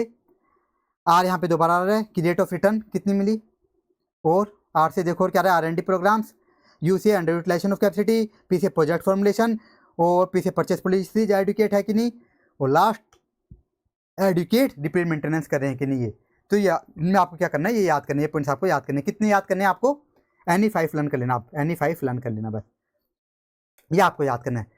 अब आप बोलोगे फिर से क्वेश्चन कैसे पूछेगा, ऐसे ही ये जो लाइन लिखी हुई है ना देखो यहाँ पे, इस पे ऐसे क्वेश्चन पूछेगा कि मैटर्स क्या क्या कवर होते हैं कंप्रेहेंसिव ऑडिट में, या फिर इस लाइन पे पूछ लेगा इश्यू क्या क्या एग्जामिन होंगे कंप्रेहेंसिव ऑडिट में, मतलब जो सब हेडिंग है इस पे क्वेश्चन पूछेगा। आप अब एक डाउट आएगा कि सर ऑडिटर ये कि जो ऐसे ही एरिया कवर्ड पे इस पे क्वेश्चन नहीं पूछता क्या, इस पे देखो कम चांस है, लेकिन इसका आपको क्या करना है, हमेशा रीड जरूर करना है, हमेशा रीड करना है। आप रीड भी करोगे ना, गारंटी आपको सारे एरिया याद हो जाएंगे।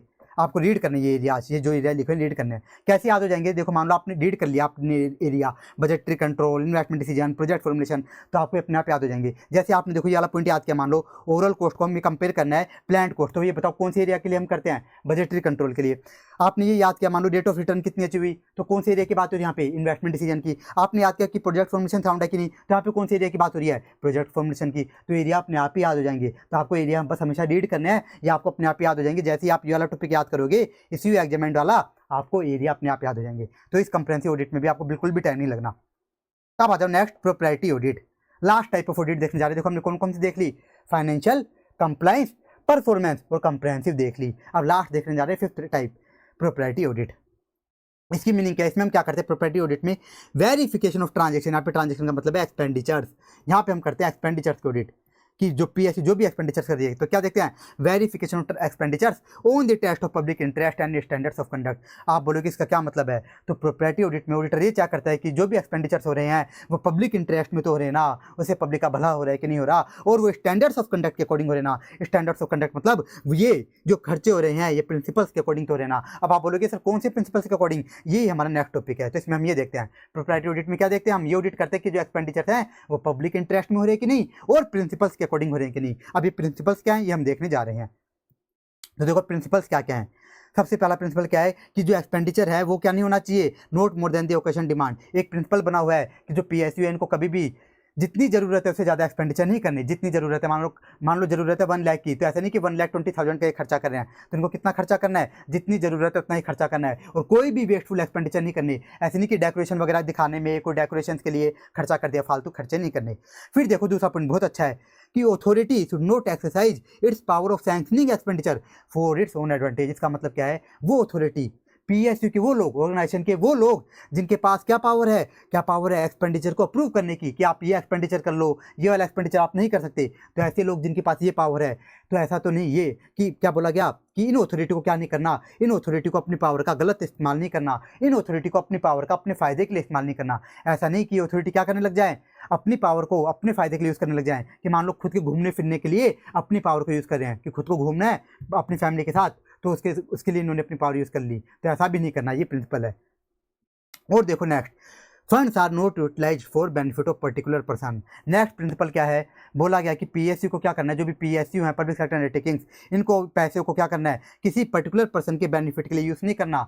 क्यों बताइए, पैसा किसके लिए यूज़ होना है, ये पैसा तो पब्लिक इंटरेस्ट के लिए यूज़ होना चाहिए। किसके लिए होना चाहिए, पब्लिक की भलाई के लिए। तो बोला गया कि किसी पर्टिकुलर पर्सन के बेनिफिट के लिए यूज़ नहीं करना। और इसका सबसे बढ़िया एग्जाम्पल लेता हूँ जो कि प्रैक्टिकल लाइफ में होता है।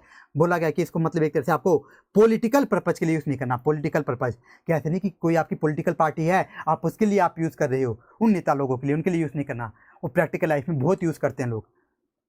तो ये एक प्रिंसिपल बना हुआ है कि इस पैसे को पीएसयू को क्या करना है, किसी भी पॉलिटिकल पर्पज के लिए, किसी भी पर्टिकुलर पर्सन के बेनिफिट के लिए यूज़ नहीं करना। और लास्ट क्या देखो, लास्ट प्रिंसिपल क्या है, apart from agreed remuneration of और reward no other indirect benefit to employees. कि जो आपकी पीएसयू के अंदर जो एम्प्लॉइज है ना, एम्प्लॉइज, इनको भी आपको क्या नहीं करना, इनको भी आपको उनकी सैलरी के अलावा, उनको जो बोनस वगैरह देना है उनके अलावा आपको कुछ भी एक्स्ट्रा फ़ायदा देना ही नहीं है, कुछ भी देना ही नहीं है। ऐसा क्यों बोला गया, देखो एक एग्जांपल लेता हूँ, समझाता हूँ कि कैसे यहाँ पे भ्रष्टाचार हो सकता है।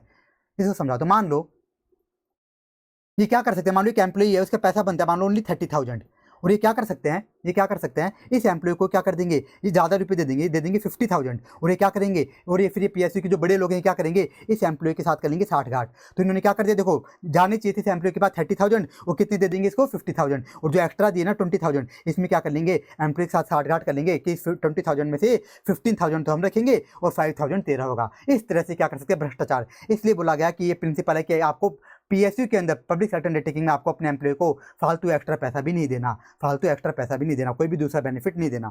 साफ साफ बोल दिया गया, क्योंकि यहाँ पे फिर ये क्या कर सकते हैं, लोग आराम से भ्रष्टाचार कर सकते हैं। तो ये है कुछ प्रिंसिपल्स बता रखे हैं कि एक्सपेंडिचर क्या क्या बता रखे हैं, कि एक्सपेंडिचर जितना जरूरी है उससे ज़्यादा नहीं होना चाहिए, अथॉरिटी को अपनी पावर को अपने फायदे के लिए यूज़ नहीं करना, और फंड्स को किसी पर्टिकुलर पर्सन के बेनिफिट के लिए यूज़ नहीं करना, और एम्प्लॉयज़ को उनकी रेम्युनरेशन के अलावा और कोई एक्स्ट्रा बेनिफिट नहीं देना। अब देखो नेक्स्ट टॉपिक आया फंक्शंस ऑफ ऑडिटर। अब बताओ ऑडिटर को क्या करना, अगर मैं आपसे पूछूं कि ऑडिटर को प्रॉपर्टी ऑडिट में क्या करना है, तो आप बोलोगे सर ऑडिटर को तो ये देखना है कि जो पीएसयू जो भी एक्सपेंडिचर्स कर रही है वो पब्लिक इंटरेस्ट में तो कर रही है ना, और ये जो हमने प्रिंसिपल्स पढ़े इनके अकॉर्डिंग तो कर रही है ना, मतलब expenditure more than occasion demand तो नहीं है कि जितनी जरूरत है उससे ज़्यादा तो नहीं है, अथॉरिटी अपने फायदे के लिए तो यूज़ नहीं करी। ऑडिटर को ये सब चेक करना है, तो एक्चुअल में ऑडिटर यही चेक करेगा, लेकिन इन्हीं बातों का ऐसे नहीं डिफरेंट लैंग्वेज में लिख दिया। अब समझो, तो देखो सबसे पहले जो दो पॉइंट है ना, या इसे नहीं लिखे प्रिंसिपल वाले डिफरेंट लैंग्वेज में, कि ऑडिटर क्या करेगा कि जो एक्सपेंडिचर्स हो रहे हैं प्रिंसिपल्स के अकॉर्डिंग तो रहना, ये प्रिंसिपल्स वाले। और लास्ट के 3 जो पॉइंट्स हैं ये है पब्लिक इंटरेस्ट वाले, कि ऑडिटर देखेगा जो एक्सपेंडिचर हो रहे हैं पब्लिक इंटरेस्ट में तो रहना। तो एक एक समझ लो, सबसे पहले ऑडिटर क्या करेगा कि जो एक्सपेंडिचर्स हो रहे हैं प्रॉपर्ली प्लान करके तो रहना, क्योंकि अगर मान लो एक्सपेंडिचर प्लान करके होंगे तो क्या होगा, फालतू का खर्चा नहीं होगा, जितनी जरूरत है उतना ही होगा, इस कारण से। तो ऑडिटर ये क्या करेगा, और ऑडिटर क्या देखेगा, जो भी एक्सपेंडिचर्स हो रहे हैं राइटफुल तो रहना। यहाँ पे राइटफुल का मतलब क्या है, मतलब ये प्रिंसिपल्स के अकॉर्डिंग तो रहना। राइटफुल मतलब प्रिंसिपल्स के अकॉर्डिंग, मतलब जितनी जरूरत है उतनी तो रहना, कोई वेस्टफुल एक्सपेंडिचर तो नहीं रहना, अथॉरिटी अपनी पावर को अपने फायदे के लिए तो यूज़ नहीं करेना, फंड्स किसी पर्टिकुलर पर्सन के बेनिफिट के लिए तो यूज़ नहीं रहना। ऑडिटर ये सारी चीज़ भी चेक करेगा। अब देखो नेक्स्ट 3 पॉइंट्स, और क्या चेक करेगा, ऑडिटर ये चेक करेगा कि जो भी एक्सपेंडिचर कर रही है पीएसयू वो उससे ऑप्टिमम रिजल्ट तो आ रहे हैं ना, कि जो भी खर्चे कर रही है उससे ऑप्टिमम रिजल्ट तो आ रहे हैं ना, मतलब इससे पब्लिक इंटरेस्ट, मतलब ये पब्लिक इंटरेस्ट में तो एक्सपेंडिचर हो रहे हैं ना, इनसे पब्लिक का फायदा तो हो रहा है ना, ये ऑडिटर क्या करेगा। और अगर ऑडिटर को लगता है कि इनसे ऑप्टिमम रिजल्ट नहीं आ रहा तो ऑडिटर क्या करेगा, ऑडिटर क्या करेगा, उस पीएसयू के मैनेजमेंट को सब्स्टिट्यूट एक्शन प्लान भी बता देगा। क्या करेगा, पीएसयू के मैनेजमेंट को सब्स्टिट्यूट एक्शन प्लान मतलब सजेशन भी दे देगा कि आप किस तरह से एक्सपेंस करो, किस तरह से एक्सपेंडिचर करो, किस तरह से एक्सपेंडिचर करो, ताकि क्या हो इससे पब्लिक का भला हो, किस तरह से आप एक्सपेंस करो, ऑडिटर सजेशन भी दे देगा। और लास्ट पॉइंट देखो एकदम सिंपल सा, वही बात वापस से लिख दी। ऑडिटर ये देखेगा कि जो मैनेजमेंट जो भी एक्शन ले रहा है, जो भी डिसीजन ले रहा है, मैनेजमेंट जो भी एक्शन ले रहा है, जो भी डिसीजन ले रहा है वो पब्लिक के इंटरेस्ट में तो है ना, कि मतलब पीएसयू का मैनेजमेंट जो भी एक्शन ले रहा है, जो भी डिसीजन ले रहा है, ऐसा तो नहीं कि खुद के फायदे के लिए ले रहा हो, तो ये देखेगा वो पब्लिक के इंटरेस्ट में तो है ना। ये सारी चीज़ें ऑडिटर चेक करेगा। अब देखो एक फालतू सा टॉपिक है कि प्रॉपर्टी ऑडिट में क्या प्रॉब्लम्स आती है, तो फालतू बातें लिखी है, 1-2 पॉइंट बता देता हूं मैं कि इसमें प्रॉब्लम्स क्यों आती है, इसके नेचर की वजह से, कि प्रॉपर्टी ऑडिट है ना इसका नेचर ही ऐसा है। अब इसका सबसे मेन पॉइंट बता देता हूँ, क्या सबसे मेन प्रॉब्लम है, फॉर्मुलेशन ऑफ प्रपोजिशन। प्रपोजिशन का मतलब सजेशन, फॉर्मुलेशन ऑफ सजेशन, ये क्या है कि अपने आप में बहुत बड़ी प्रॉब्लम है। मैंने क्या बताया था देखो अभी आपको, कि ऑडिटर क्या करता है, अगर ऑडिटर को लगता है कि एक्सपेंडिचर से पब्लिक को फायदा नहीं हो रहा, पब्लिक इंटरेस्ट में नहीं है एक्सपेंडिचर, तो वो क्या करता है, मैनेजमेंट को सजेशन भी देता है। लेकिन बोला गया कि सजेशन देना ही क्या अपने आप में बहुत बड़ी प्रॉब्लम। ऐसा क्यों, क्या ऑडिटर को खुद को ज्ञान है क्या कि किस तरह से एक्सपेंडिचर किए जाएंगे तो पब्लिक का फायदा होगा, ऑडिटर को इस चीज़ का थोड़ा ना ज्ञान है, ऑडिटर को खुद को ही ज्ञान नहीं है, तो ऑडिटर किस तरह से सजेशन देगा। इसलिए बोला गया कि ये भी क्या है, बहुत बड़ी प्रॉब्लम है। तो ये हमारी कंपैरेटिव क्या, प्रोप्राइटरी ऑडिट। इसमें आपको सब याद करना है, आपको मीनिंग भी याद करनी है, मीनिंग याद करनी है, प्रिंसिपल्स याद करना है, फंक्शन याद करना है, और प्रोप्राइटरी ऑडिट इश्यूज ये आपको थोड़ा थोड़ा बस रीड करना है। क्या क्या रीड कर लेना इसमें कि प्रॉब्लम्स क्यों राइज होती है, इसके नेचर की वजह से, इसके नेचर की वजह से। और सबसे मेन प्रॉब्लम क्या है, फॉर्मुलेशन ऑफ प्रपोजिशन। समझने के लिए ना, प्रपोजिशन मतलब सजेशन, ये क्या अपने आप में बहुत बड़ी प्रॉब्लम है। अब देखो ऐसी क्वेश्चन कैसे पूछता है, इसमें बोल देगा भाई प्रिंसिपल्स बता दो, कि प्रोप्राइटरी ऑडिट के प्रिंसिपल्स बता दो, या बोलेगा प्रोप्राइटरी ऑडिट में ऑडिटर की क्या फंक्शन है ये बता दो। तो आपको क्या करना होगा, मीनिंग लिखनी होगी, और मान लो पूछा फंक्शन तो फंक्शन लिखने होंगे। इस तरह से आपको आंसर करना है। कितने पॉइंट याद करने, देखो प्रिंसिपल्स में 4 पॉइंट है, 4 के 4 करना है। फंक्शंस में देखो कितने पॉइंट है, फंक्शंस में 5 पॉइंट्स है, 5 है। तो इसमें आपको एनी 4 to 5, जिसको 5 हो जाए 5 कर लेना, जिसको 5 नहीं हो रही 4 कर लेना। वैसे लैंग्वेज बहुत ज़्यादा ईजी है, ये जो 5 पॉइंट्स है फंक्शंस के अंदर बहुत ईजी, अगर आप समझ के करते तो। ये समझ के करना कि पहले 2 पॉइंट किसकी बात कर रहे हैं, प्रिंसिपल्स की, और लास्ट के 3 पॉइंट पब्लिक इंटरेस्ट की। अब आ जाओ last topic, audit report of CAG. तो इसमें हम क्या देखने जा रहे हैं, contents of audit report of CAG. CAG जो अपनी रिपोर्ट बनाएगा लास्ट में, उसमें क्या क्या कंटेंट आएगा, उसमें क्या क्या कंटेंट आएगा। तो मैंने क्या बताया कि सीएजी क्या करता है, पीएसयू की ऑडिट करता है, खुद करता है क्या, नहीं, क्या करता है, सीए से करवाता है, चार्टर्ड अकाउंटेंट से पीएसयू की ऑडिट करवाता है। और ये क्या करते हैं, जो भी सीए होते हैं क्या करते हैं, पीएसयू की ऑडिट करके अपनी अपनी रिपोर्ट बना करके क्या करते हैं, अपनी अपनी रिपोर्ट्स बना करके सीएजी को दे देते हैं, सीएजी को दे देते हैं। और सीएजी क्या करता है, इन रिपोर्ट्स को एग्जामिन करता है। सीएजी क्या करता है, इन रिपोर्ट्स को एग्जामिन करता है। और एग्जामिन करने के बाद क्या करता है सीएजी, इन रिपोर्ट्स को एग्जामिन करने के बाद क्या करता है, सीएजी अपनी खुद की एक मेन रिपोर्ट बनाता है, मेन ऑडिट रिपोर्ट बनाता है।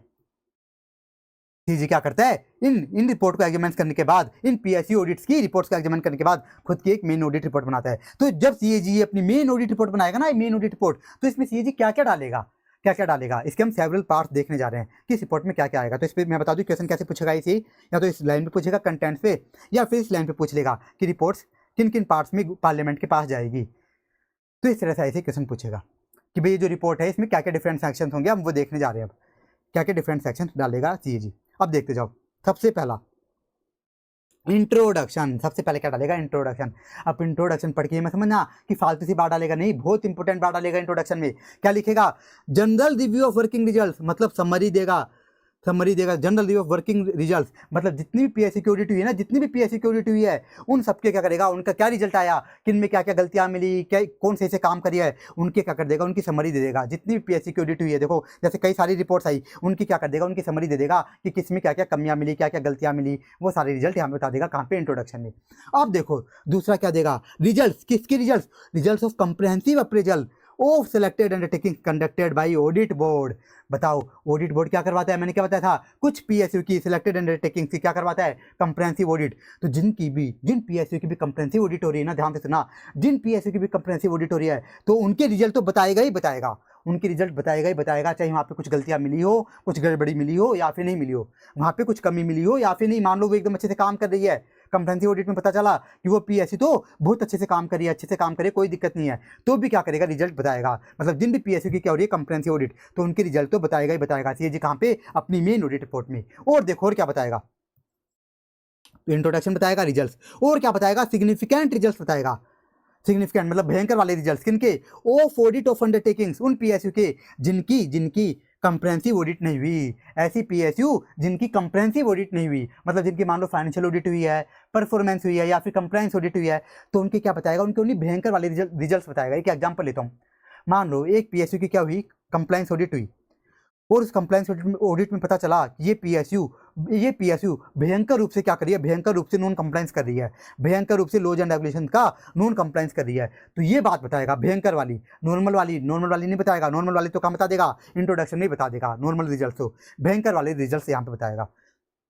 और देखो और लास्ट में क्या बताएगा, तो क्या क्या बताएगा अभी तक, क्या क्या देखा, इंट्रोडक्शन, रिजल्ट किसके, कंप्रिहेंसिव ऑडिट के, और सिग्निफिकेंट रिजल्ट किसके, बाकी ऑडिट्स के जिनकी कंप्रिहेंसिव ऑडिट नहीं हुई, उन पीएसयू की जिनकी कंप्रिहेंसिव ऑडिट नहीं हुई। और लास्ट देखो क्या डालेगा, लास्ट डालेगा रेज्यूमे, क्या रेज्यूमे, लास्ट क्या डालेगा, रेज्यूमे। और अपनी रिपोर्ट में लास्ट क्या डालेगा, रेज्यूमे डालेगा, किसका, company auditor report submitted by them under the direction issued by CAG. समझ भी आ गया होगा, नहीं भी आया तो इसको मैं समझा देता हूँ।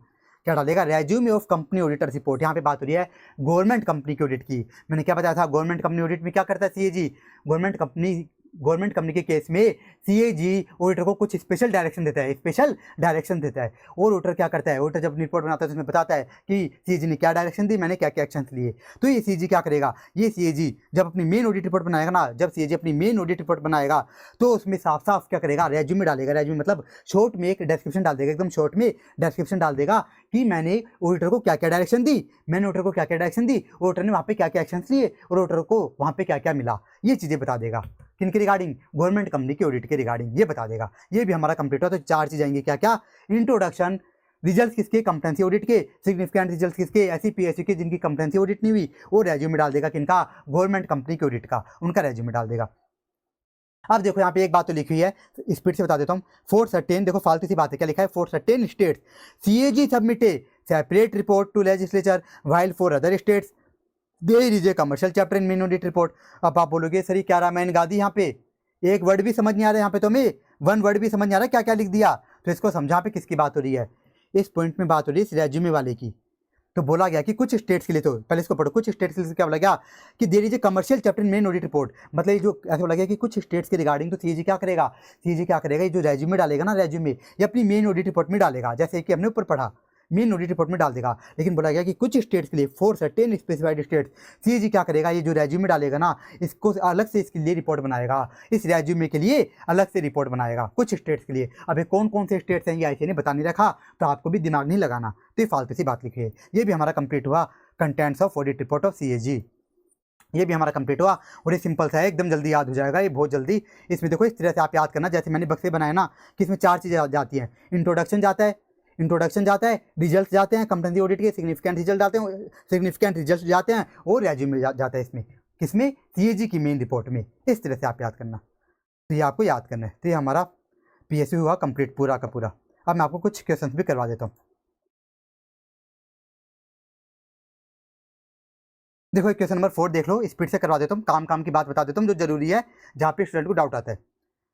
देखो पीजीसी एसोसिएट क्या है, स्टैट ऑडिटर है किसकी, बीएनपीसी लिमिटेड, और बीएनपी लिमिटेड क्या है, पीएसयू, ये ध्यान रखना क्या है, बीएनपीसी लिमिटेड क्या है, पीएसयू है। अब देखो आगे क्या बोला गया है, financial committee, one of the financial committee of parliament has decided to examine its physical financial performance, it has also examined the audit findings of CAG. तो देखो फाइनेंशियल कमेटी ने क्या किया, कमेटी ने क्या किया, सीएजी की रिपोर्ट को एग्जामिन किया। किसकी, सीएजी की रिपोर्ट को, साफ साफ लिखा है देखो, कमेटी क्या कर रही है, सीएजी की रिपोर्ट को एग्जामिन कर रही है। किसकी सीएजी की रिपोर्ट को, पीएसयू की सीएजी की रिपोर्ट को, किसकी, पीएसयू की सीएजी की रिपोर्ट को। अब देखो आगे क्या पूछा गया है कि which financial committee of parliament deals with such matter, पूछा जा रहा है बताओ कि इस मैटर को कौन सी कमेटी डील करेगी। 3 कमेटी होती है, पब्लिक अकाउंट्स कमेटी, एस्टीमेट और कमेटी ऑन पब्लिक अंडरटेकिंग को कौन सी करेगी बताओ। यहाँ पे किसकी बात हो रही है, सीएजी किस पे रिपोर्ट दे रहा है, पीएसयू पे सीएजी की रिपोर्ट, पीएसयू पर सीएजी क्या कर रहा है, अपनी रिपोर्ट बना के दे रहा है।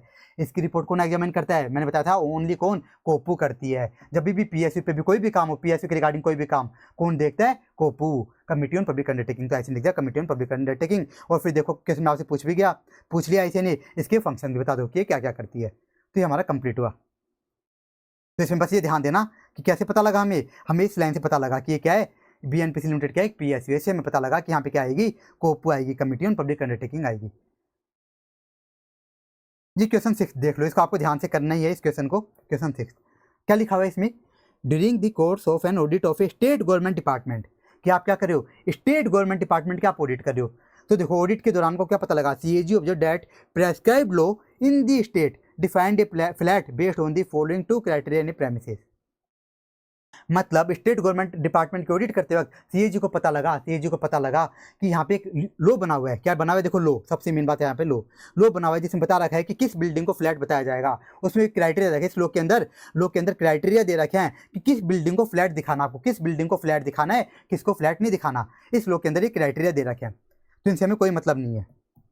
अब देखो main line, the physical verification, जब फिजिकल वेरिफिकेशन हुआ ऑडिट के दौरान, confirm that these buildings were incorrectly classified as flats. जब सीएजी ने, जब यहाँ पे ऑडिट हुई, फिजिकल वेरिफिकेशन हुआ, तो पता लगा कि इस पीएसयू ने तो क्या कर रखा है, इस स्टेट गवर्नमेंट डिपार्टमेंट क्या कर रखा है, इन बिल्डिंग को इनकरेक्टली फ्लैट दिखा रखा है। मतलब ये बिल्डिंग फ्लैट है भी नहीं, as per criteria, as per लो फ्लैट्स है भी नहीं, फिर भी फ्लैट दिखा रखा है। अब आपसे क्या पूछा गया, identify the type and nature of audit being performed by CAG of India. बताओ ये यहाँ पे कौन सी ऑडिट हो रही है, किसकी बात हो रही है, बताओ यहाँ पे हम क्या कर रहे हैं, हम देख रहे हैं कि लॉ का कंप्लाइंस हो रहा है कि नहीं हो रहा, लॉज एंड रेगुलेशन का कंप्लाइंस। किस में देखते हैं हम? कंप्लायंस ऑडिट में। तो हम बता देंगे यहाँ पे क्या हो रही है, कंप्लायंस ऑडिट। और पूछा नेचर ऑफ ऑडिट, तो आप पूरा बता दोगे कंप्लायंस ऑडिट की डेफिनेशन और उसके बारे में जितनी बातें लिखी आप सारी की सारी आपको लिख के आनी है। अब देखो इसमें दूसरा क्वेश्चन और पूछा गया। पहला तो इतना हार्ड क्वेश्चन नहीं था, अब दूसरा देखो क्या पूछा है, to whom report of such audit was likely to have been submitted। कि अब ये जो रिपोर्ट बनेगी, अब कंप्लायंस ऑडिट की जो रिपोर्ट बनेगी, ये किसको दी जाएगी? बताओ किसको दी जाएगी? मैंने क्या बताया था, सीएजी जो रिपोर्ट बनाता है किसको देता है? या तो प्रेसिडेंट को देता है या गवर्नर को देता है। प्रेसिडेंट को कब देता है? प्रेसिडेंट को कब देता है? जब सेंट्रल गवर्नमेंट ओन पीएसयू पे रिपोर्ट बन रही है तो जाती है प्रेसिडेंट को सीएजी की रिपोर्ट। लेकिन जब रिपोर्ट किससे बन रही है, स्टेट गवर्नमेंट ओन पीएसयू बन रही है, तो रिपोर्ट जाती है किसको? रिपोर्ट जाती है किसको? गवर्नर को। यहाँ पे देखो किसकी ऑडिट हो रही है, साफ साफ लिखा है पहली लाइन में ही, पहली लाइन में लिखा है during the course of an audit of state government department. तो बताओ सीएजी की रिपोर्ट किसे जाएगी? किसे जाएगी? गवर्नर को। तो ये बताएंगे कि यहाँ पे देखो किसकी ऑडिट हो रही है, स्टेट डिपार्टमेंट की, तो रिपोर्ट किसको जाएगी? गवर्नर को। गवर्नर क्या करेगा? इसका चार्ज नहीं डालेगा, कहाँ रखेगा इसको? स्टेट लेजिस्लेटिव असेंबली में। ये क्वेश्चन भी हमारा कंप्लीट हुआ। चलो ये क्वेश्चन भी करवाई देता हूँ, वैसे ईजी सा है।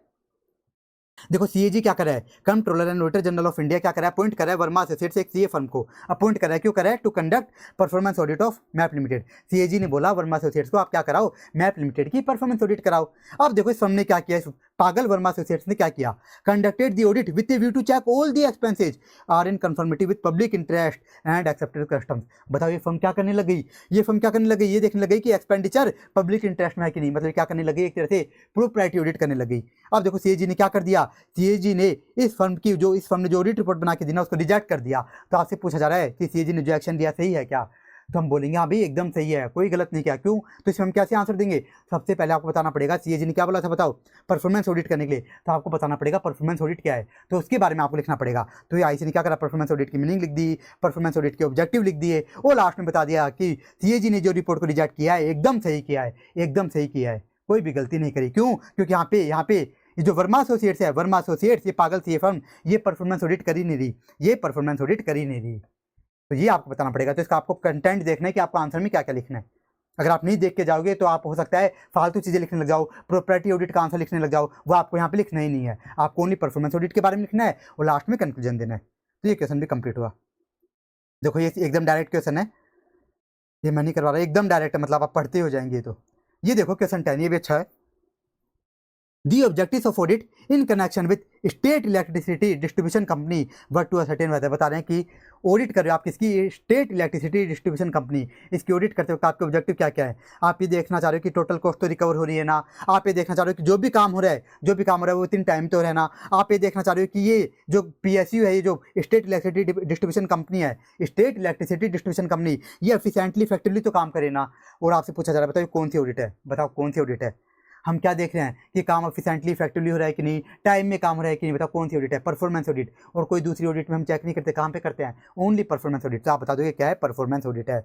और देखो आपसे क्या पूछ लिया गया, also briefly discuss the steps, बोल दिया गया steps suggested to the auditor for planning such audit, कि प्लानिंग में आप क्या क्या स्टेप्स होंगे। डायरेक्ट क्वेश्चन पूछ लिया क्या, मैंने क्या बताया था, स्टेप्स पूछे तो आपको क्या लिखना है, वो जो बोल्ड वाले नाम है वो आपको क्या करना है, वो आपको लिखने हैं, बोल्ड वाले नाम। तो गाइस ने क्या कर दिया, यहाँ पे सारे बोल्ड वाले नाम लिख दिया। आपको कितने याद करने हैं, एनी 5 to 6 पॉइंट्स आपको याद करने हैं। तो ये क्वेश्चन भी कंप्लीट हुआ। अब ये एकदम डायरेक्ट क्वेश्चन है, क्वेश्चन 11, 12 एकदम डायरेक्ट है, 13 भी एकदम डायरेक्ट है, 14 एकदम डायरेक्ट क्वेश्चन है। डायरेक्ट पूछा है 14 में कि ऑब्जेक्टिव बता दो परफॉर्मेंस ऑडिट के, क्राइटेरिया बता दो और ये कैसे ऑब्टेन करेंगे। ये 15 एकदम डायरेक्ट है कि कंपनी ऑडिट में कौन कौन से मैटर चेक करेंगे, एकदम डायरेक्ट क्वेश्चन। तो एकदम डायरेक्ट क्वेश्चन देखो सारे के सारे। तो देखो इस रिवीजन लेक्चर में मैंने आपको डिटेल में एक तो कंसेप्ट्स करा दिए और जो हार्ड वाले क्वेश्चन थे वो सारे के सारे करवा दिए। तो इस लेक्चर में इतना ही। Thank you so much. Hare Krishna.